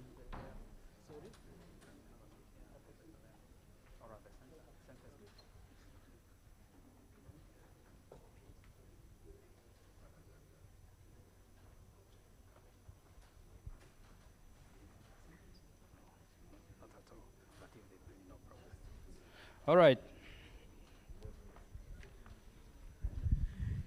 Yeah, thank you very much. All protocol observed. Ours is really a conversation that we'll be having, reflecting on the achievements made in Kenya, but also looking at them through the lenses of Africa and the world. So like we have heard, my names are Chioge Sifa. I'm the Regional Director of the International Cooperative Alliance Africa. In my former life, I was a lecturer at the African Nazarene University at the same time when Shiko was a student. So you can imagine the pleasure and honor that I had yesterday. I was very pleased to see that my baby girl was also flying high, but we also will make some comment on her presentation. So the topic that we have today is to look at the overview of cooperative movement in Kenya. And as you all know, the government and other international partners, including the ICA, but also the population of Kenya, did trust cooperatives as a vehicle for socio-economic uplifting. And that is why, even before we had the ICA definition of cooperatives or the coming of the definition of the modern cooperatives, just like any other African country, Kenya was organized in a cooperative way. In our African culture, we used to build the houses together, we used to farm together, we used to hunt together, we used even to fetch water together. If I may recall, in my mother's village, one of the things I used to be excited about going there is to when we know that one of our uncle will be putting up a house. And those houses, they used to make them 1 or 2 days and they're finished. So it was an affair of the whole village. The women will cook, the men will build, the children will be around, hanging around, and all of us will be happy. There will be wine, that is the African wine, and also the African beer. And that was the far back cooperative as we know them in Africa.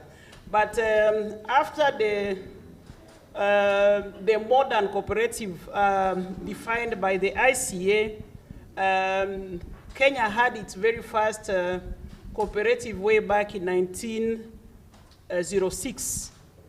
I think that was in Lumbwa, that should be the present days Kericho County. This must be the second in Africa, after the very first one was formed in South Africa when the Boers came. It was at the turn of the 18th century. That is when we had our very first modern cooperative on the continent. Kenya was second. However, both of them were more the colonial cooperatives. The very first indigenous cooperative that we had in Africa could be traced to Tanzania, Moshi. That should be the coffee cooperative in around 1946. Talking about the modern times now, we could also say that the cooperative movement, we have in fact our CAK here represented. In Kenya is a two-tier structure where we have the primaries, the unions, and then the apex. Prior to the CAK, we had what we called the Kenya National Federation of Cooperative, KNFCA, which was formed in 1964. That was again during the colonial era. But the modern, which was then replaced by the CAK, that is the Cooperative Alliance of Kenya. When it was registered, I think it was 22nd December 2009, and we have the CEO here. In terms of the legal framework, the primary legal framework in Kenya, we could say the Cooperative Societies Act of 2004, which was revised in 2005, and again revised in 2012. You have had our own PS alluded to the fact that there is a bill, Cooperative Bill 2023, which is in the pipeline and looking at how we can embrace the new changes in the environment.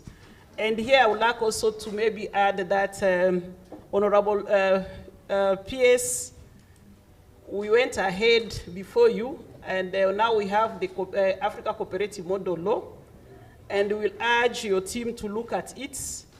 Quite a number of brains coming across Africa, but beyond as well. And it's good to just have a look, and maybe we could be able to pick one or two brains, and especially because the African Parliament has already approved approved it. So it is now an African Union instrument. We are going ahead, we are in the process for it to be presented to the head of states as a, so that they can ascend it to as a law. But meanwhile, again, we went ahead and launched what we call the African Cooperative Center with the African Union. It was launched in September to fast track some of these initiatives. But over and above the legal instrument, the policy frameworks, at this center, we shall also be looking at the activities and the projects, continental projects. I will pick one of them being on the arena of or cross-national trade to reinforce the African free trade area. We did carry a study together with the ILO way back. And unfortunately, we used only SADC as a sub-region. The conclusion was that the cooperative were not trading among themselves in Africa, which somehow was predicted, because even among ourselves, we are not doing enough. And we lack, at least in that space, to increase the same. Talking about the numbers, cooperative members in Kenya, we can also see over the years that it has been progressing very well, and credit goes to the movements represented here by CAK, the CEO for the CAK, but also the government's efforts represented here by yourself, the PS, and the registrar. If I use the statistics from Cooperative Out of Poverty, a study which was carried out or sponsored by ILO again, that was in 2004.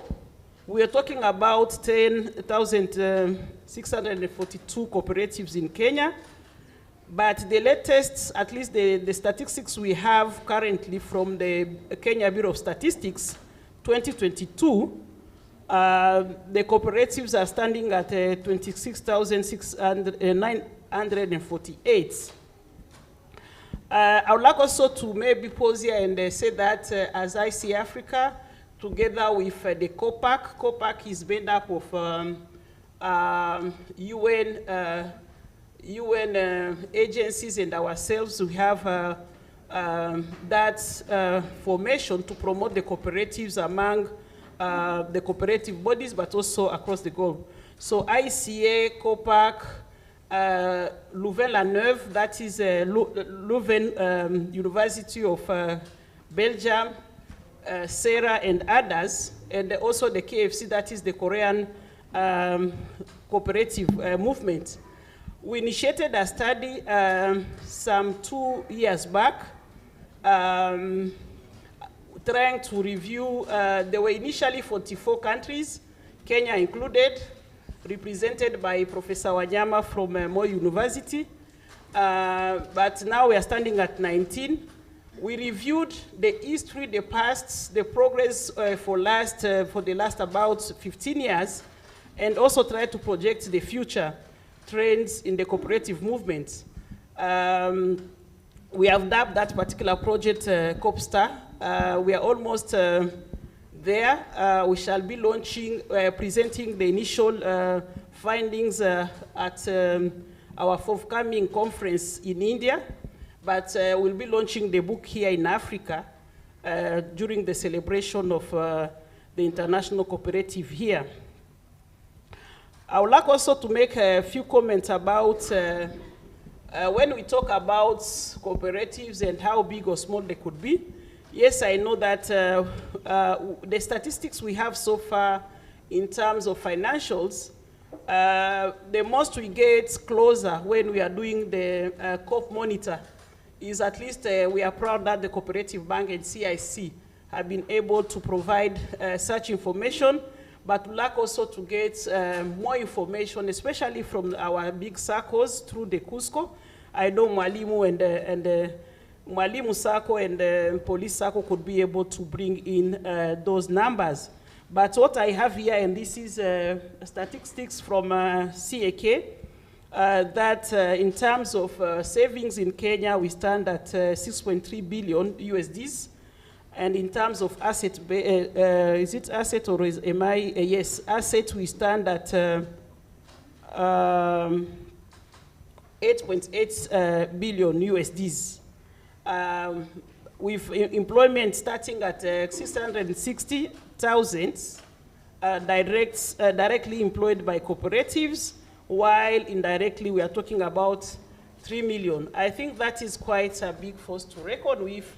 We are grateful that when we talk about Kenya or cooperative development in Africa, then the best example so far we get easily comes from Kenya, especially when we are talking about the financials. When I mean financials here, for me, I'm talking about the bank, the circles, and the insurance alike.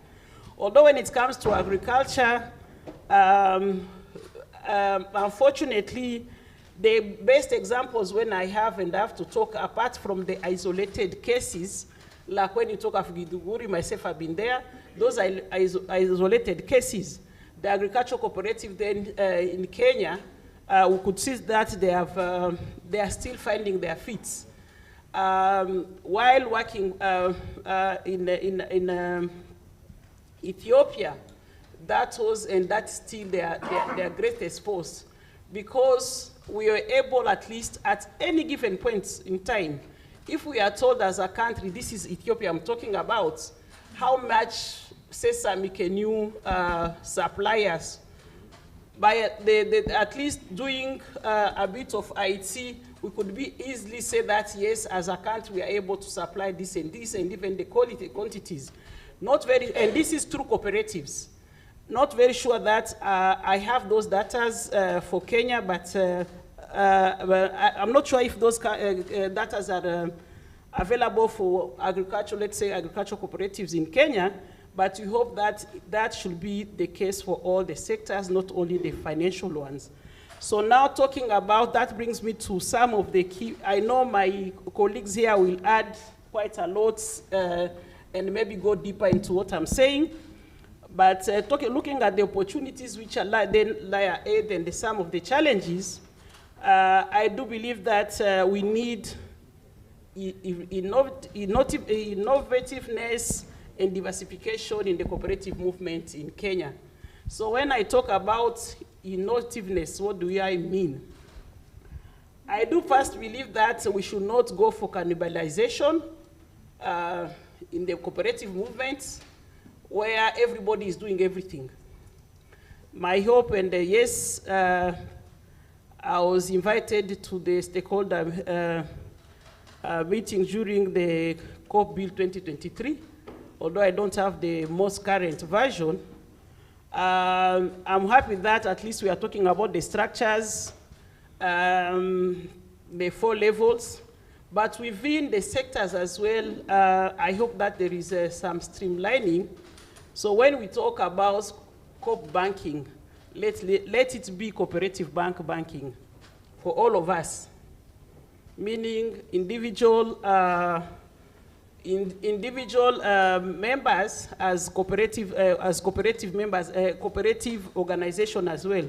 So that's could be the strength that we have and the way of strengthening our cooperative bank. Talking about the cooperative bank as Africa, I'm happy to say that we currently launched the Tanzanian Cooperative Bank. I think the first General Assembly, that was in October. And we are happy, and we have worked on that project for many, many years. And now we are seeing that it is actually happening. Rwanda is in the pipeline as well. They had slowed down, but I think the momentum again is being regained, and they will be working closely with them again. We have also had some in Nigeria. So why am I bringing this all together? It's because we have, and we have always had our project on African Cooperative Bank. And now that we have the Cooperative Center at African Union, so those are some of the projects that we would like to see undertaken at that level. Talking about this diversification, yes, we are very happy and delighted to see that we are having this conversation on the platform cooperativism here in Africa, because at least it's making us or forcing us to think out of the box, quite used to the traditional sectors.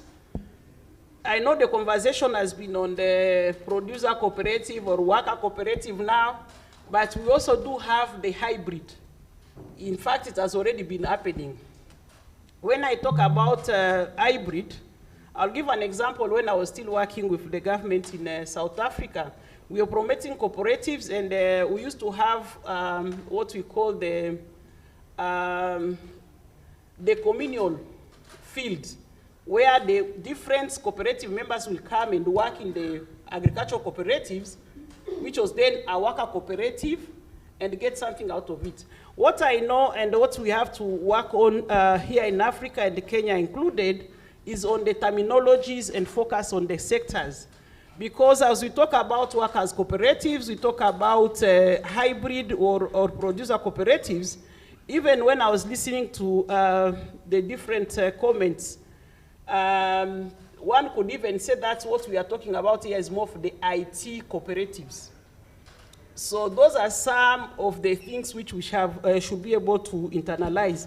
I don't want to take much time. I wanted also to add one on these challenges, to say that Kenya cooperative transformation is what either we are witnessing or what we shall be yearning for. Because as much as Kenya is leading, we like at least to see that this leadership goes and survive the test of time. Quite a number of other cooperatives in Africa, like I've said, are working very hard. I have mentioned the Ethiopia one, but also Rwanda and the like.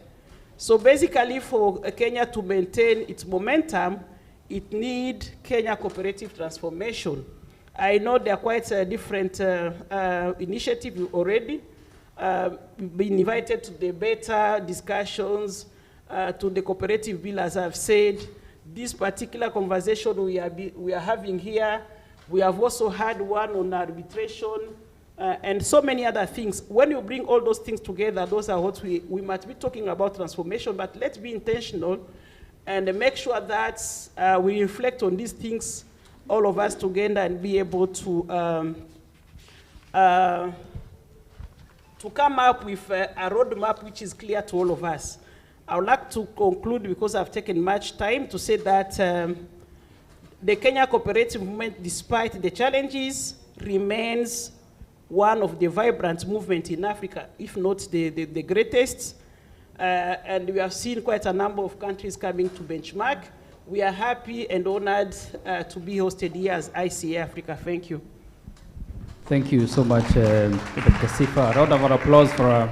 I think she has given us quite a perspective, not only about Kenya, but entirely about Africa, which has been quite informative, and I know a few issues will come from the floor. But before then, I will invite Professor Esther Gishero. I know she has quite a great reach in history in terms of co-op education, and giving a close sweep, perhaps at the Cooperative University back from 1950s up to now, she'll be able to give us a perspective. Karibu, Prof. Thank you very much. I'm a moderator. Yeah, I think Dr. Sifa, you have summarized well the history of the cooperative movement in Kenya, and therefore I can bring the perspective of the cooperative university because as the cooperative movement was growing, as we have been told, we realized that it could not have worked without a specialized training institution that could train our cooperative leaders, our members, and even the employees of these cooperatives so that they could understand the model and be able to learn it well. So from 1951, as the cooperatives were growing, we came up with a specialized cooperative training institution, and that institution, that time it was located at a place we called it KIA at that time. It is the present Kenya School of Government. And that is where the cooperative inspectors, those who inspected the cooperative societies, were trained so that they were not just gambling with the management of these institutions, and therefore they were able to supervise the employees and the leaders who are working in those cooperatives. So we ran from that 1951, and by 1971, or let me say first of all from 1967, we moved from that KIA place and came to a center in Nairobi, where we started. That time we were training government inspectors because government was very heavily involved in cooperative development at that time. The Commissioner for Cooperative Development was very powerful, and therefore he needed those inspectors trained.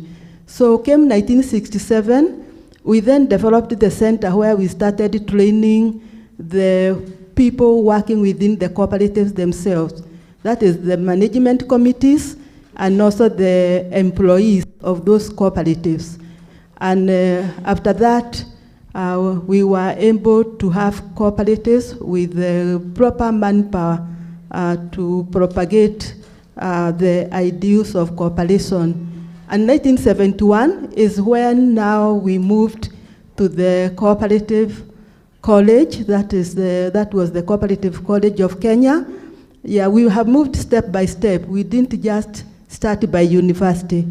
So Cooperative College of Kenya moved to where it is currently in Kalen, and then we started now training even diploma programs for the cooperative movement, and also the then Minister of Cooperatives. So most of the people who manned the cooperatives, even at supervisory level, were graduates of the Cooperative College of Kenya, and even up to now, they have just developed themselves. Most of the people you see in the Ministry of, in charge of cooperatives passed through the Cooperative College. And as we developed, we realized that the cooperative movement was diversifying and growing and requiring more of manpower that were thinkers in the area of cooperatives. And that is the time then we thought now, through a resolution of the cooperative movement, that we need to upgrade to a university level. So we started by upgrading to a university college, and we were mothered by one of our local university, Jomo Kenyatta University of Agriculture and Technology, and for 2 years they mentored us until by the year 2016, we now became a full-fledged university. So throughout this time, yeah, we have been training a lot of manpower for the cooperative movement. And when we became a university, we also entered into the area of research. We have a full-fledged division in charge of cooperative development and research. And through that, we are able to come up with solutions that will be relevant to our cooperative movement. I liked what our principal secretary said, that our cooperatives, as they come up with new products, it is good if we can subject them to research so that we are sure that they are adaptable and they'll work well for the cooperatives. Otherwise, when we don't do proper research, you find a lot of duplication. You find one circle comes with a product, then another circle wants to copy the same. But through proper research, we'll be able to guide and see the kind of products our members need. Yeah, so as a university, we have also now come to work with our county government. We have a lot of collaborations with the county government so that we are not just dealing with academics. In terms of academic programs, we have developed quite a number. I said we started with the diploma, went through to degree programs. Today, we have a master's program in the area of cooperatives, and even a PhD in that area. We have many other programs, not just cooperative related, but we also serve other sectors, because even other sectors are still related in one way or the other to cooperatives. So now we feel that we have become ready in terms of serving the cooperative movement in the area of research. And I think that is how we have developed as a cooperative institution. All right. Thank you, Prof. I think that is quite a rich history from the colonial period, post-colonial period, to the liberalization period, to the millennium, and now I think the university has taken off and it's good to go. Now, I will now invite Dr. Moses Goy for give him 2 minutes to give us a brief about an arm of the university that he heads, and then we'll move straight to the floor to take a few questions. Dr. Moses. Yeah, thank you so much, Mikwa. Yeah, as I stand before you here, I am also a product of the Cooperative University. I did a diploma in cooperative management, and we are the first group to do the Bachelor of Cooperative Business that was launched in 2005 when the university was having an MOU with JQuat. So at the university, I head the consultancy wing of the university. It is labeled ATC. ATC stands for Agri Cooperative Training and Consultancy Services Limited. So this company is fully owned by the Cooperative University of Kenya. As a matter of fact, the entire board, the VC here is the chair of the board. The DVCs are part of the board of ATC. So ATC was started way back in 2007, and we do major things. What we do as a company is connecting the university with the practitioner. And we do a lot of trainings for the sector. The one major training we carry out is the one that was launched by SASRA. It's a certified SACCO governance course. I know a number of directors who are here have done that particular course. It is certified by the Cooperative University of Kenya. And also, we also carry out consultancies on behalf of the university. The major kind of consultancies we carry out are like board evaluations, governance audit. These are emerging issues in governance, and also strategic plan review and development. Besides that, we also carry out some research. Recently, we were given some work by global communities to do some remodeling of worker cooperatives, and also we've been able to do other works given by the NGOs that we have around here. We also carry out some consultancy work for the county governments. Recently, we did one training for officers of the counties. We've noted that most of the county governments normally employ staff who are not oriented to the cooperative business model.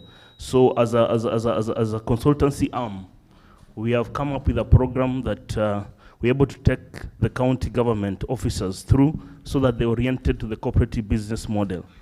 I think one opportunities we have as a company is so that we can offer a standardized curriculum for training cooperatives. Because we have noted in this sector, there are so many consultancies which are here. And I think since ILO is here, and I'm a product of this particular program, if we can have a way of standardizing the trainings for our cooperatives, and I note that there is a training that ILO offers of Think Coop, Start Coop, My Coop, and I'm a product of this, and recently I was in Arusha where they will launch another program called Manage Coop. So this particular trainings, if it is standardized, we'll be able to have an homogeneous way of dealing with the members in the cooperative sector. Thank you. Thank you so much, Dr. Gray. A big applause for our panelists. Just before we kick off with the other colleagues to ask their question, I just have one for each of the panelists just to kick off and receive the best. To Dr. Silva, you have given us a very good highlight as far as the growth of the cooperative evolution of the cooperative movement in the country is concerned. From your standpoint, you are like our habitat and your house here in the country. What are some of the major challenges you believe need to be urgently addressed for us now to fast track, because we believe sometimes there are maybe some things we are not doing right in the country. And so what are some of the key, maybe invisible barriers we need to address urgently now that the PS is here? You can take some of those notes home. To Professor Kisheru, it's very good progress also as far as the university is concerned for cooperatives. What efforts are we putting in place to make sure that we take the trains closer to the cooperatives, wherever they are in the Republic, and maybe beyond?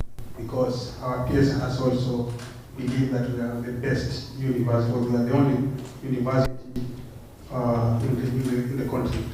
How far are we? What are some of the issues we are taking forward? To Dr. Boy, how are we trying to harmonize? Because we believe CUK has the training and consultants. Cooperative Bank also has the same. Cusco has the same. How are we trying to marry all those training wings within the cooperative institutions so that at least whatever we do is so much harmonious and there's no much duplication? Thank you. Yeah, thank you very much. Yeah, thank you very much, moderator.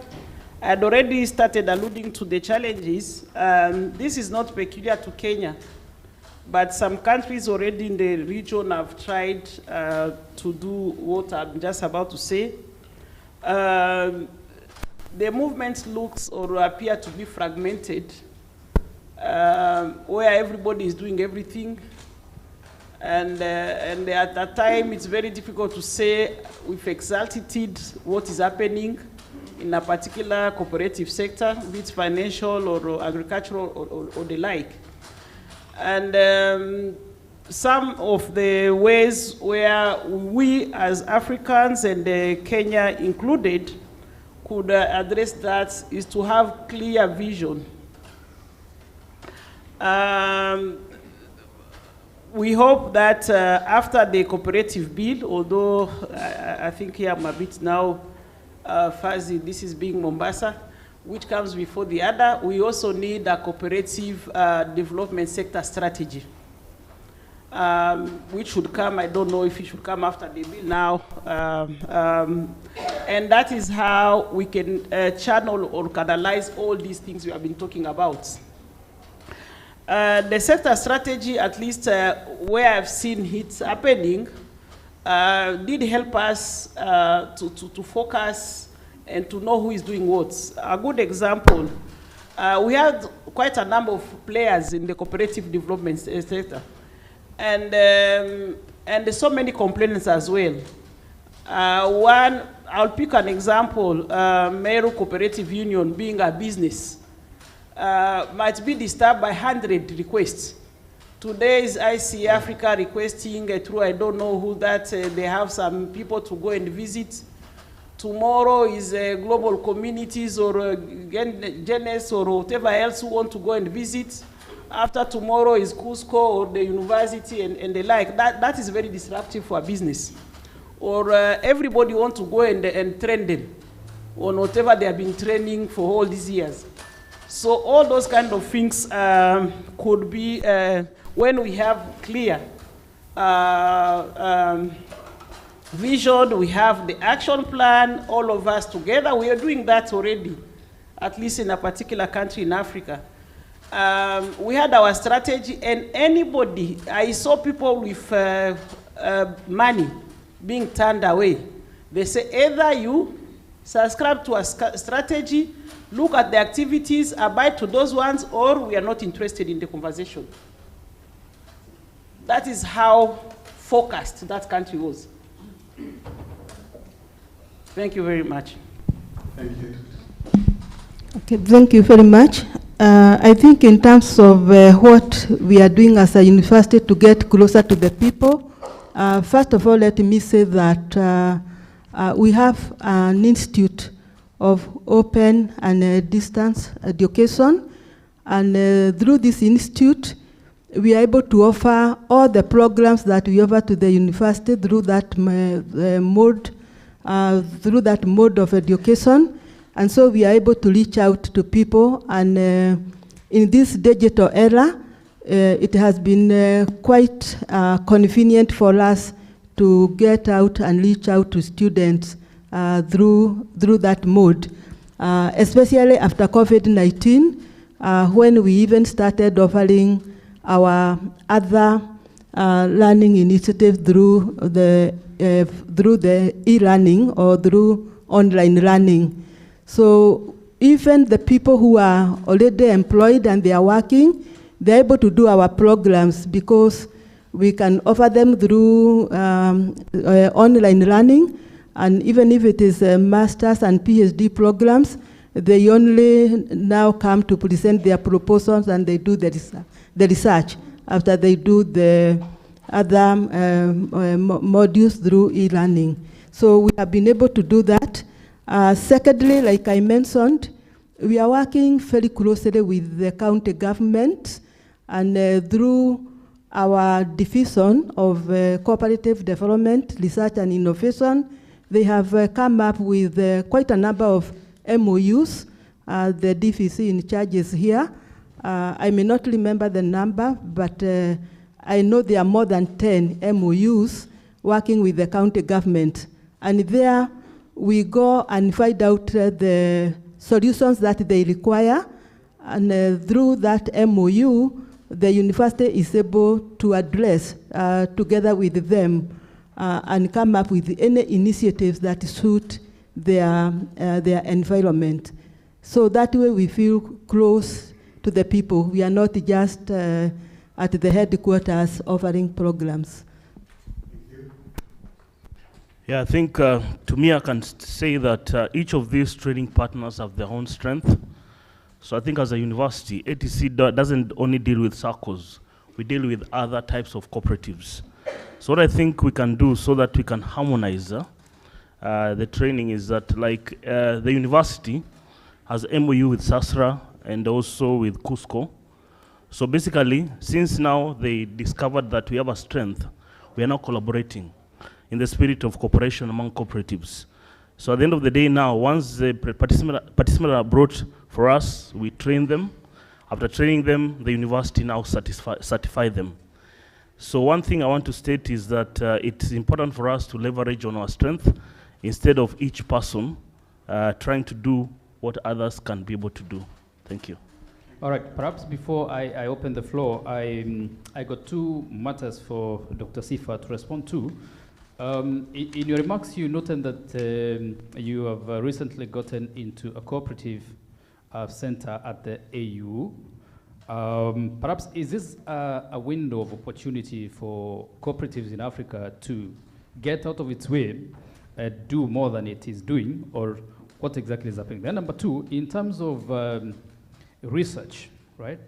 And more particular in terms of reliable data for decision making. You somehow quoted some data of 2004 and also alluded that KNBS might be doing something. I don't know whether you collaborate with KNBS. Then I'm only concerned about reliable data in terms of numbers in cooperatives. What exactly is happening in terms of data? Because I think there is some gap in that area. Thank you. Yeah, thank you very much. Let me start with the last one. I said 2002, not 2024. And you are very much correct when you said that the issue of reliable data. And the question is, who should be having it? Yes, we know that the National Bureau of Standards, usually, or rather of statistics, will always have some reliable data. But ideally, our registrar or commissioner should be the one with the most current data on cooperatives. Because before the census is done by the Bureau of Statistics, at least at the click of the button, our commissioner or directors or registrar of cooperatives.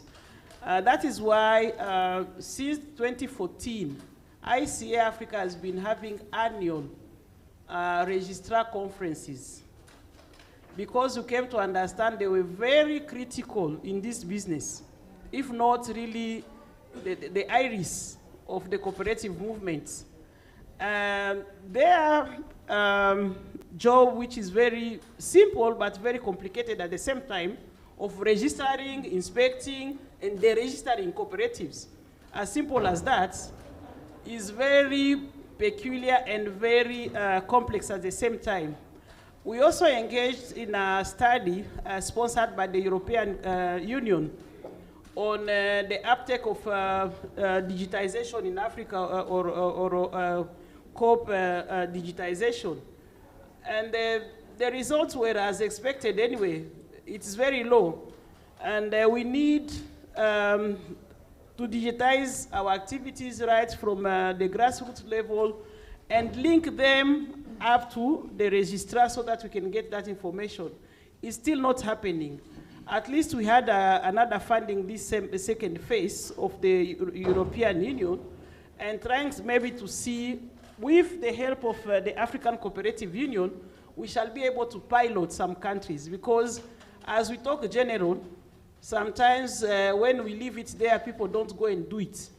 We have to actually get involved and start piloting. It's a very expensive and a very exercise, but very important as well. I said for us to get that information, we have to have the data. It has to be linked. We are happy to know that, is it 85%? In fact, it's now more. We have internet connectivity at that percentage already in Kenya. So we should be able at least to link those cooperatives.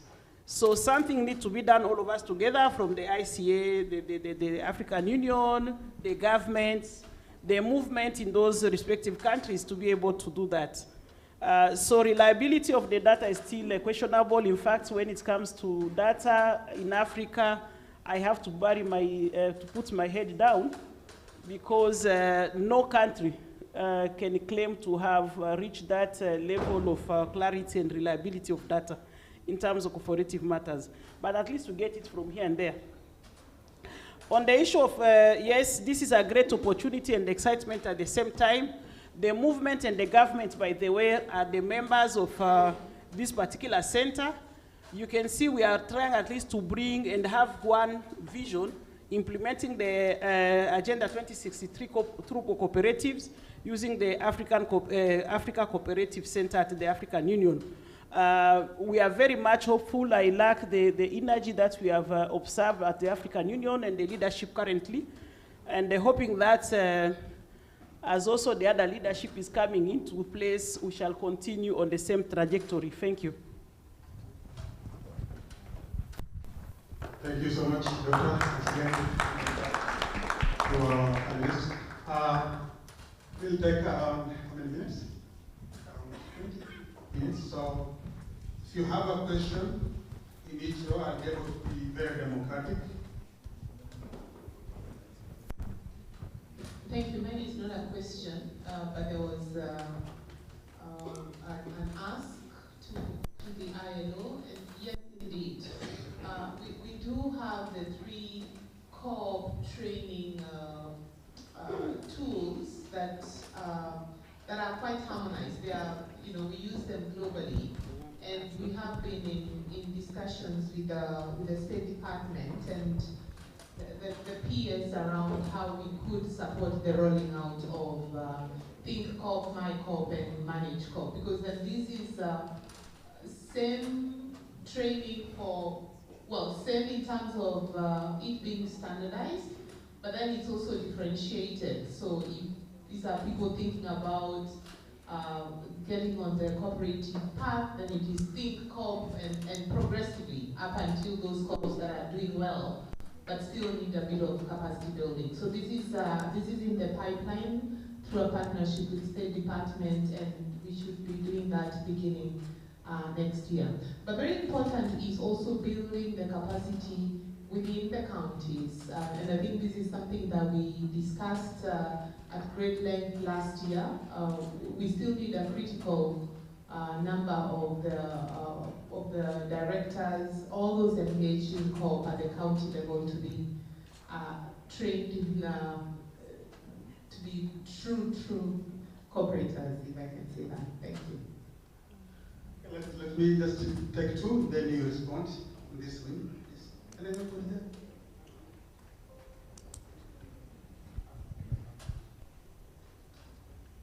Thank you. This is Marie Kaya, again from FSD Kenya. The question to Dr.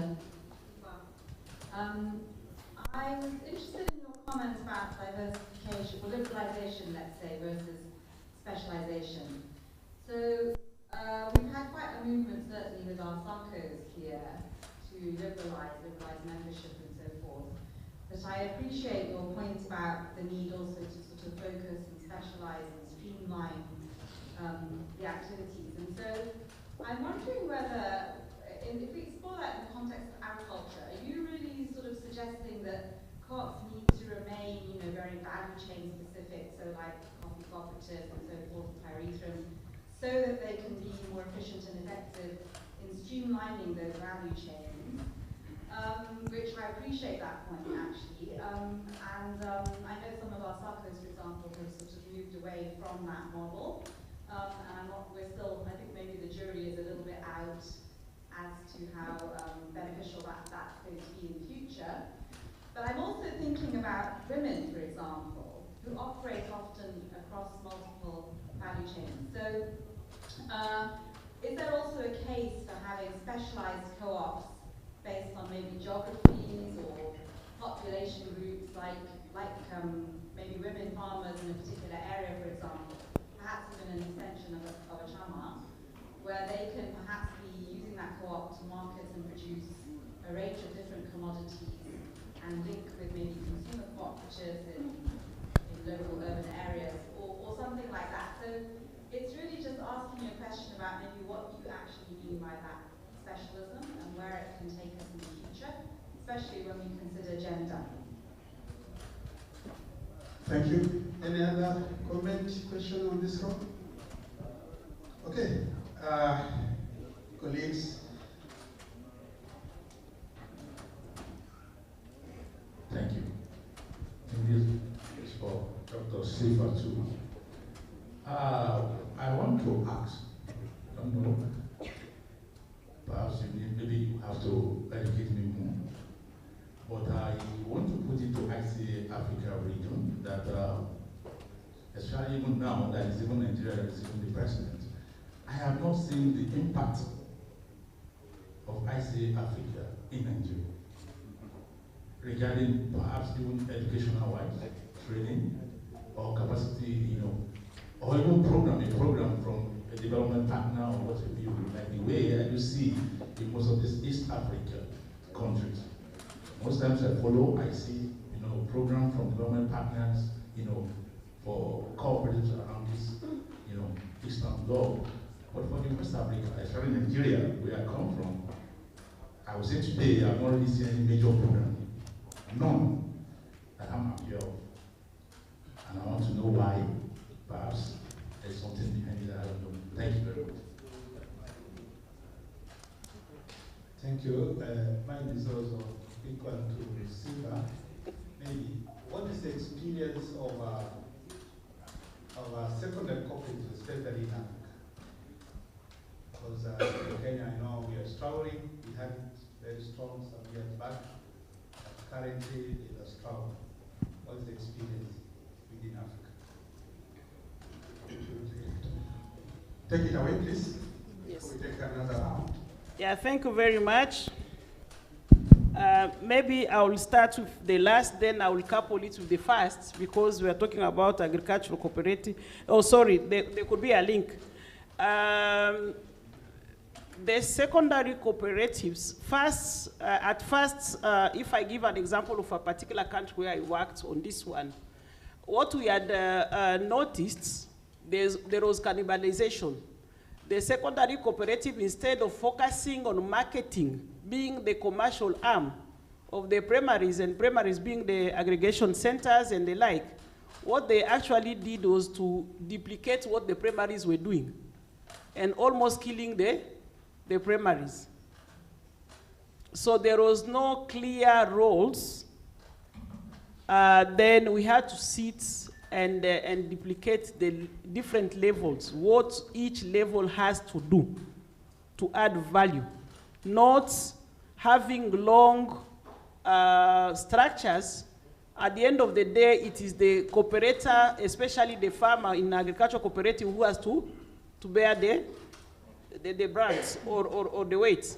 Because then it means they will support the primary, they will support the secondary, they will support the federation and the apex. In fact, in that particular country, which I'm not naming, we had even to shorten the structure because of that argument. Said, no, the farmers cannot carry all those structures. And as we speak now, they are still at the 3 levels, not 4, for that reason. So now coming back, through the assistance of the USA aid, at that time when I was working, we tried to structure, streamline, and have clear demarcation of roles. And what actually we did is it was now to have the union playing their roles, or the secondary. Here I'm talking about secondary and union in one sentence or as the same. So first, this is how we did the structure. In fact, that was already in place. For each 3 villages, we could only have 1 agricultural cooperative because of the economies of scale. If one village has got 100 cooperatives, it defeats the purpose. Second, the reason behind that was that the government had actually sponsored 3 staff members. 1 crop specialist, another one animal specialist, and another was marketing stroke cooperative. Stationed at the village level to try and group and teach so that we can have the quality and quantity to sell. So it was 1 cooperative per 3 villages. And now those primary cooperatives, their role is just to get it right in terms of quality and quantities. How to sell, it was none of their business. Then they will take that to the district level. Now that was the union, which had all those primaries at that district level. And the union now was in the business of now commercializing and value addition and commercialization.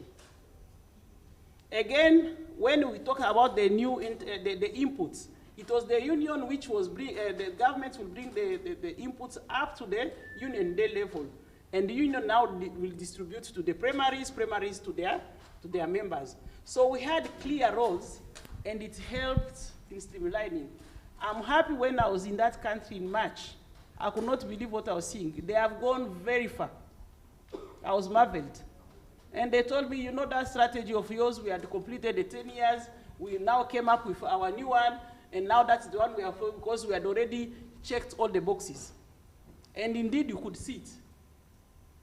Now they are telling me about competing with, they are called what? These big coffee companies in the US.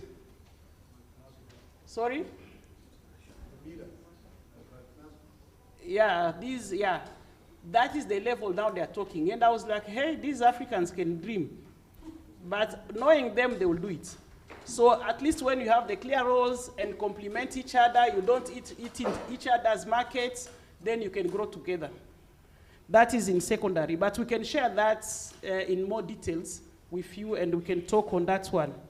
Now talking about the liberalization and specialization, that is where it comes in. I think we have to understand it is more on, when I made that comment, it was more on the sector. If I pick on the issue of agriculture, like you rightly said, the woman does everything. When we talk, in fact, they are very smart rural women. When we talk about diversification, risk management, they know it already. Nobody is just planting one crop in their farm. They have a cow, they have coffee, they have a bit of sukuma or maize a bit. So they do a bit of everything, depending on the area where they are. If we have just a mono agricultural cooperative, then you'll miss quite a number. So having a how do you call it? A multi-purpose, thank you. The multi-purpose primary cooperative at village or district level, it could help because I'm the same farmer who will bring milk, I'm the same one who will also bring maize, and maybe a bit of other fruits. I'm still the same person, depending on the area and what they can specialize in. What I meant actually, I will pick on, I was more on the sector development. I'm sorry now here to use real examples. We talk about housing cooperatives, you talk about financial cooperatives, you talk about insurance and so many others. I'm not very much fond when I see all of us in the cooperative movement, we try to do the same thing. There are quite a lot which can be done. We are exploring these IT cooperatives, which are new things, like these platform cooperatives, those are IT cooperatives. There is what we can call the school club cooperatives. Those are the school cooperatives. Very important in instilling the cooperative values and principles and education for primary and the secondary. In fact, we already have a platoon which is coming to Kenya, establishing their regional office here for Africa, and I will have time to bring them to the relevant government officials, but they are already here in Kenya trying to see how we can register them.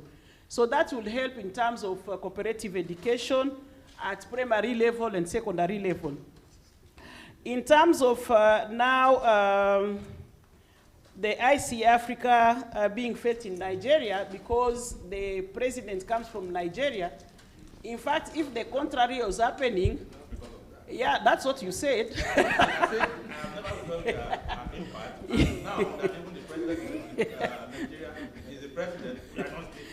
Yeah, so it happened because the president comes from there, then we'll be on the wrong.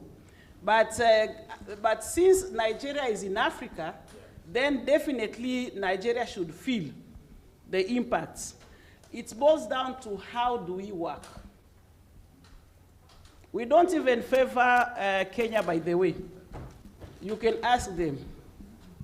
They have achieved what they have achieved through their hard work.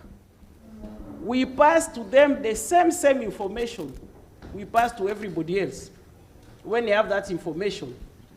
So they run fast with it. When it comes to connections, we connect the same. In fact, we try what we call the geo balancing in the office. When we have to send people to India or Japan, We have to check, somebody has to come from west, another one from east, another one from south. That's how we do it.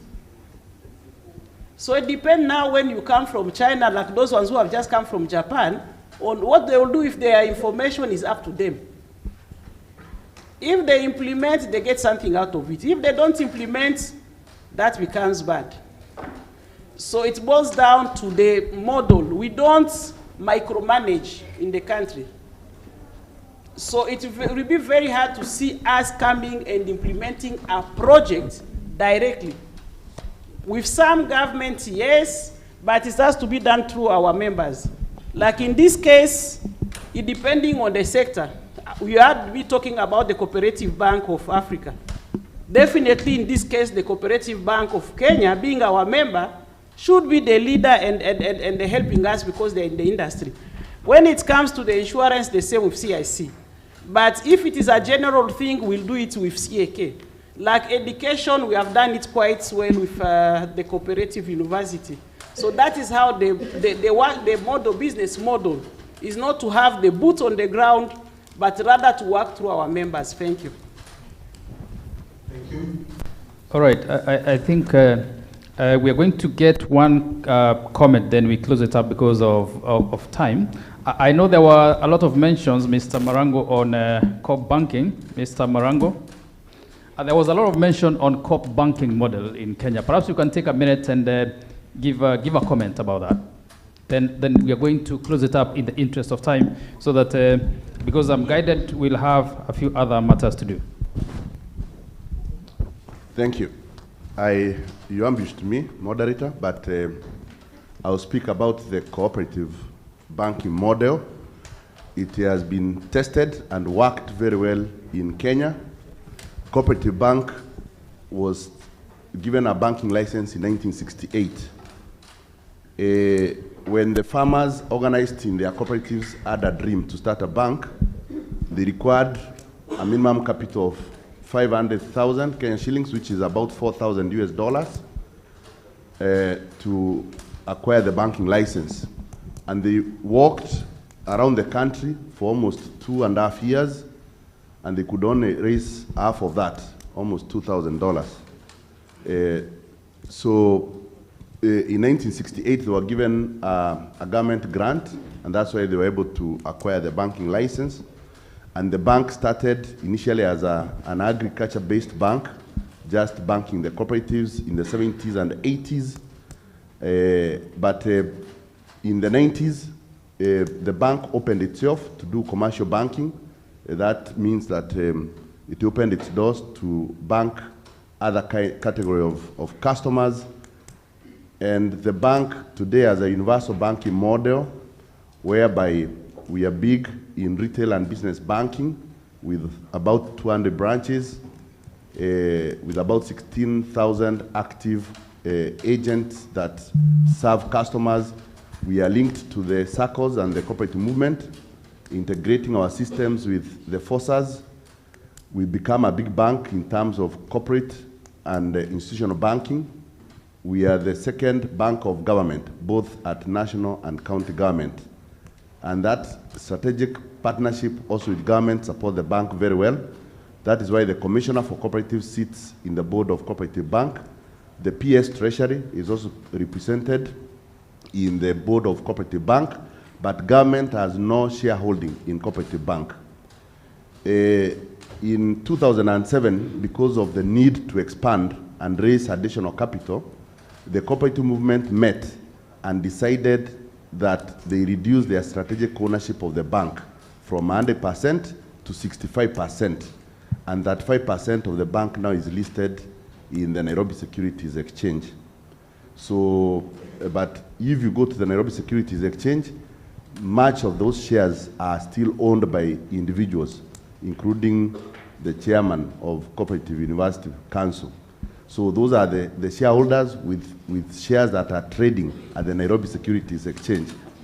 So, and many others, it's not only him. Most of us here are still shareholders of the bank. So, because of that then, the bank makes significant profits from trading with Kenyans, but a majority of the dividends that the bank pays, a majority of those dividends comes back to the cooperative movement. Last year, we distributed almost 5.7 billion Kenya shillings to the cooperative movement in Kenya out of the profits that were made. And take note that the bank has been paying dividends consistently from 2003 up to this year. There is no time the bank has not paid dividends, including during COVID time. During COVID, most listed public companies and especially commercial banks that are listed were given instructions by central bank that they should not pay dividends, that they should make more retentions because there was a lot of uncertainty. But I remember my group managing director and CEO walking to central bank and saying Cooperative Bank was founded for periods like now, that paying dividends to the cooperative movement will be very critical in an epidemic year, that it will be very useful. And during those 2 years, the bank was able to pay almost 11 billion that was distributed to the cooperative movement in a very difficult period. So I want to say that the cooperative banking model works. I think what has safeguarded our model is the decision of the board of directors and the delegates of the COP holding cooperative society, which holds the strategic ownership of 65%. The decision to say that to safeguard that model, all the shareholding of all cooperatives in Kenya is housed under one entity called COP Holding Cooperative Society. That is the entity that owns 65% and contributes significantly to the governance of the bank. A majority of the board members come from that entity, and to say that those shares will never be available to be traded out there in the public. But cooperatives can trade those shares amongst themselves, but you cannot come from outside as an individual, as a corporate entity, and access those shares. So that safeguards that model, and it will, as long as the board has made that decision, that will be in perpetuity. Cooperatives still have a strong grip in the management of Cooperative Bank, and I think that protects it. But if you look in the sense, in terms of business, the growth that the bank has made in retail and business banking, the corporate and institutional banking, the bank makes significant profits out of those other segments.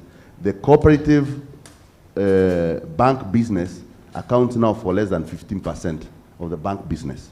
So it was very strategic that the board decided to open the bank so that we go out there, make money, but bring that money back to the cooperative movement.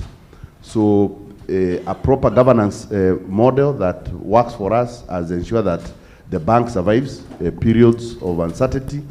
The fact that the cooperative movement has a say in the management of that bank, the fact that the bank has built a solid capital reserves. Today, the bank shareholders' funds amount to almost 126 billion, meaning that the bank is so resilient that it can go through moments of uncertainty in our industry as a very stable bank, a bank that operates with a liquidity position of almost 60%, whereas statutory requirement is 20%. So that, coupled with good leadership of our group managing director, the commitment of the team, and the decision to even be bold in terms of managing change management, has ensured that the bank is a strong bank. Thank you. It's the third largest bank in the market. Thank you.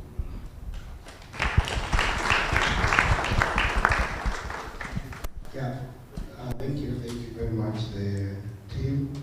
Mine is on policy reforms. I think throughout here we have acknowledged that policy reforms must respond to the business changes.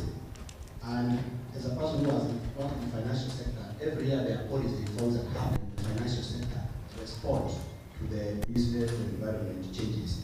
But in the cooperative sector, we seem to be very sluggish. I think the last time 2004 cooperatives act was done. I think we'll be discussing the reforms on the current what is in Parliament. Since I came to the industry in 2009, we are still having policy draft. And I find that holding cooperative businesses back. And I see, and therefore my question is, with that kind of a thing, then we might take another 10 years to actually do the regulations if we are not careful. So and I think what I see is a lot of interest, conflicting interest, and all that. And for me, I see university as a neutral capital. And I think even from the policies and presentation of had, a lot of policy and advocacy coming from research and academic institutions. So what is the plan for the university to help us accelerate that? Because as an academic institution, research institutions, you occupy a higher position to bring, all these conflicting perspectives together through research. Because that people will help us.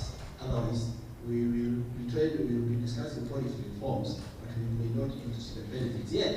The business environment is changing every minute, especially with the technology innovations that we have just been discussing. So what is the university's strategy to support policy reforms, whether it's in product cooperative sector, circle industry, also reforms, all these we are saying agriculture cooperatives. We are seeing the power of cooperatives. So Right. Staff to make reforms. Thank you, thank you. So we'll take a final comment from Dr. Bundi, then we'll let Professor Gishero comment, and then we call it a day. Thank you. Thank you, moderator. I will go beyond where Mr. Marango talked about. The cooperative banking model is not leaving anybody behind. I will give you a history of 1999. Cooperative Bank was the first one to look at the Juakari circles in this country. And the Cooperative Bank was the first bank to open a branch in the ghetto in the view of microfinancing.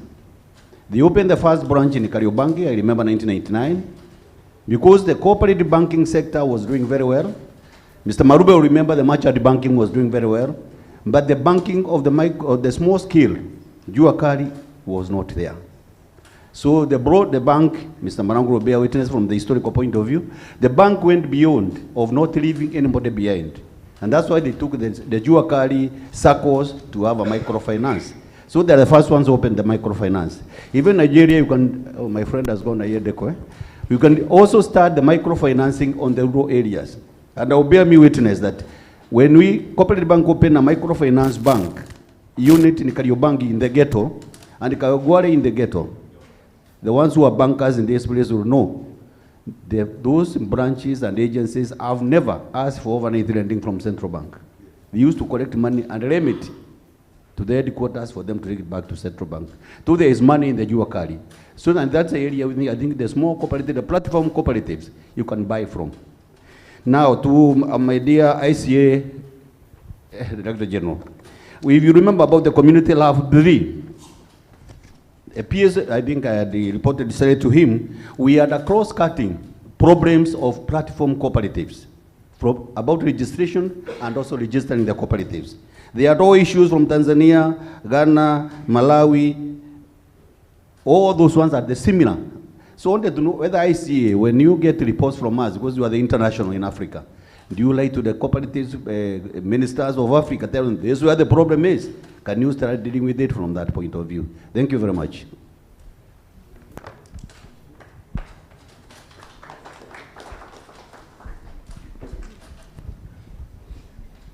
I think we can let Professor Gishero respond to the question of university, then Dr. Sifa will respond to the other matter. Thank you.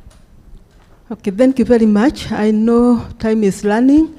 Yeah, but let me say, I think the comment by CEO Sasla is quite a valid statement because, yeah, it is true when we start reforms, by the time we initiate the reforms and the time we complete and we have a document we are following, it takes a long time.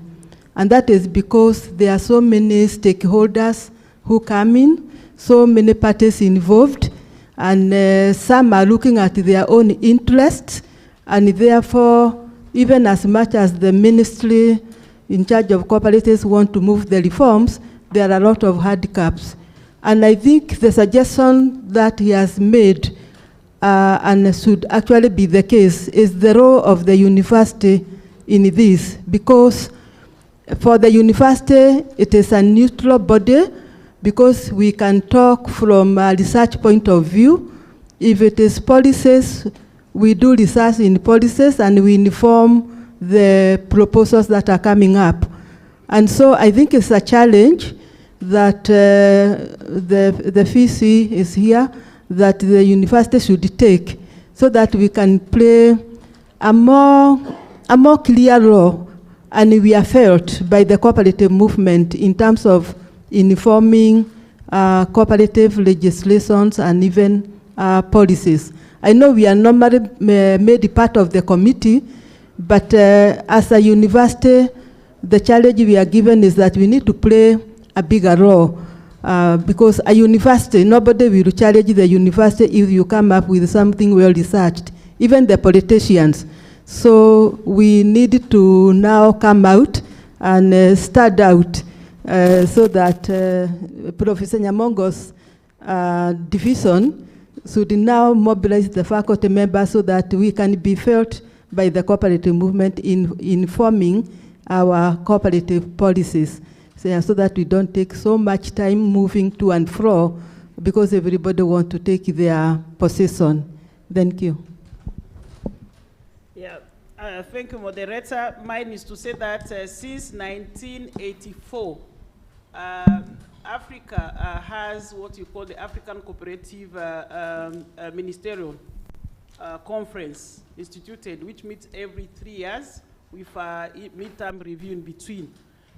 Next year again, we'll be having the ministerial conference. In fact, it will be better because we'll also have the celebration of the International Year of Cooperatives and then the General Assembly, which will be elective at the same time. So it will be bigger and better. And exactly that is the essence of that ministerial conference. What we gather throughout, and then we meet through the registrars who are the technical committee of that ministerial to draw the agenda for the ministers. All these issues and pertinent to them, then they find themselves there. And once it has been tabled to the ministers and they have come up with the resolution, each country has to report based on those resolutions, what they have done, vis-a-vis those resolutions. So basically, we have captured that also, that at least we are able, and we are happy as ICA Africa. We have been working very closely with ministers and government in Africa for that reason, because they are the custodian of the legal instrument which we need, and our job is to do advocacy, and that is why. Thank you very much. Thank you so much, ladies and gentlemen, my panelists, Dr. Sifa, Professor Gishero, and Mr. Moses Goye, and my colleague, Mr. Matabi. A round of an applause for the panelists, ladies and gentlemen. So, thank you so much. Now, I have one announcement to make, that we are going to have a group photo, I'm guided, at the far end. When you get out of the room, just move straight as you are moving out and then move left. We take one group photo. After that, we're going to have our lunch, and as you walk out, you'll get your meal card. Then we'll be back at exactly 2:15. We should be in our breakaway rooms. I don't know whether, Professor, there is any alternative or any different announcement, or perhaps you may clarify that matter so that we move forward. Thank you. Thank you very much. Thank you.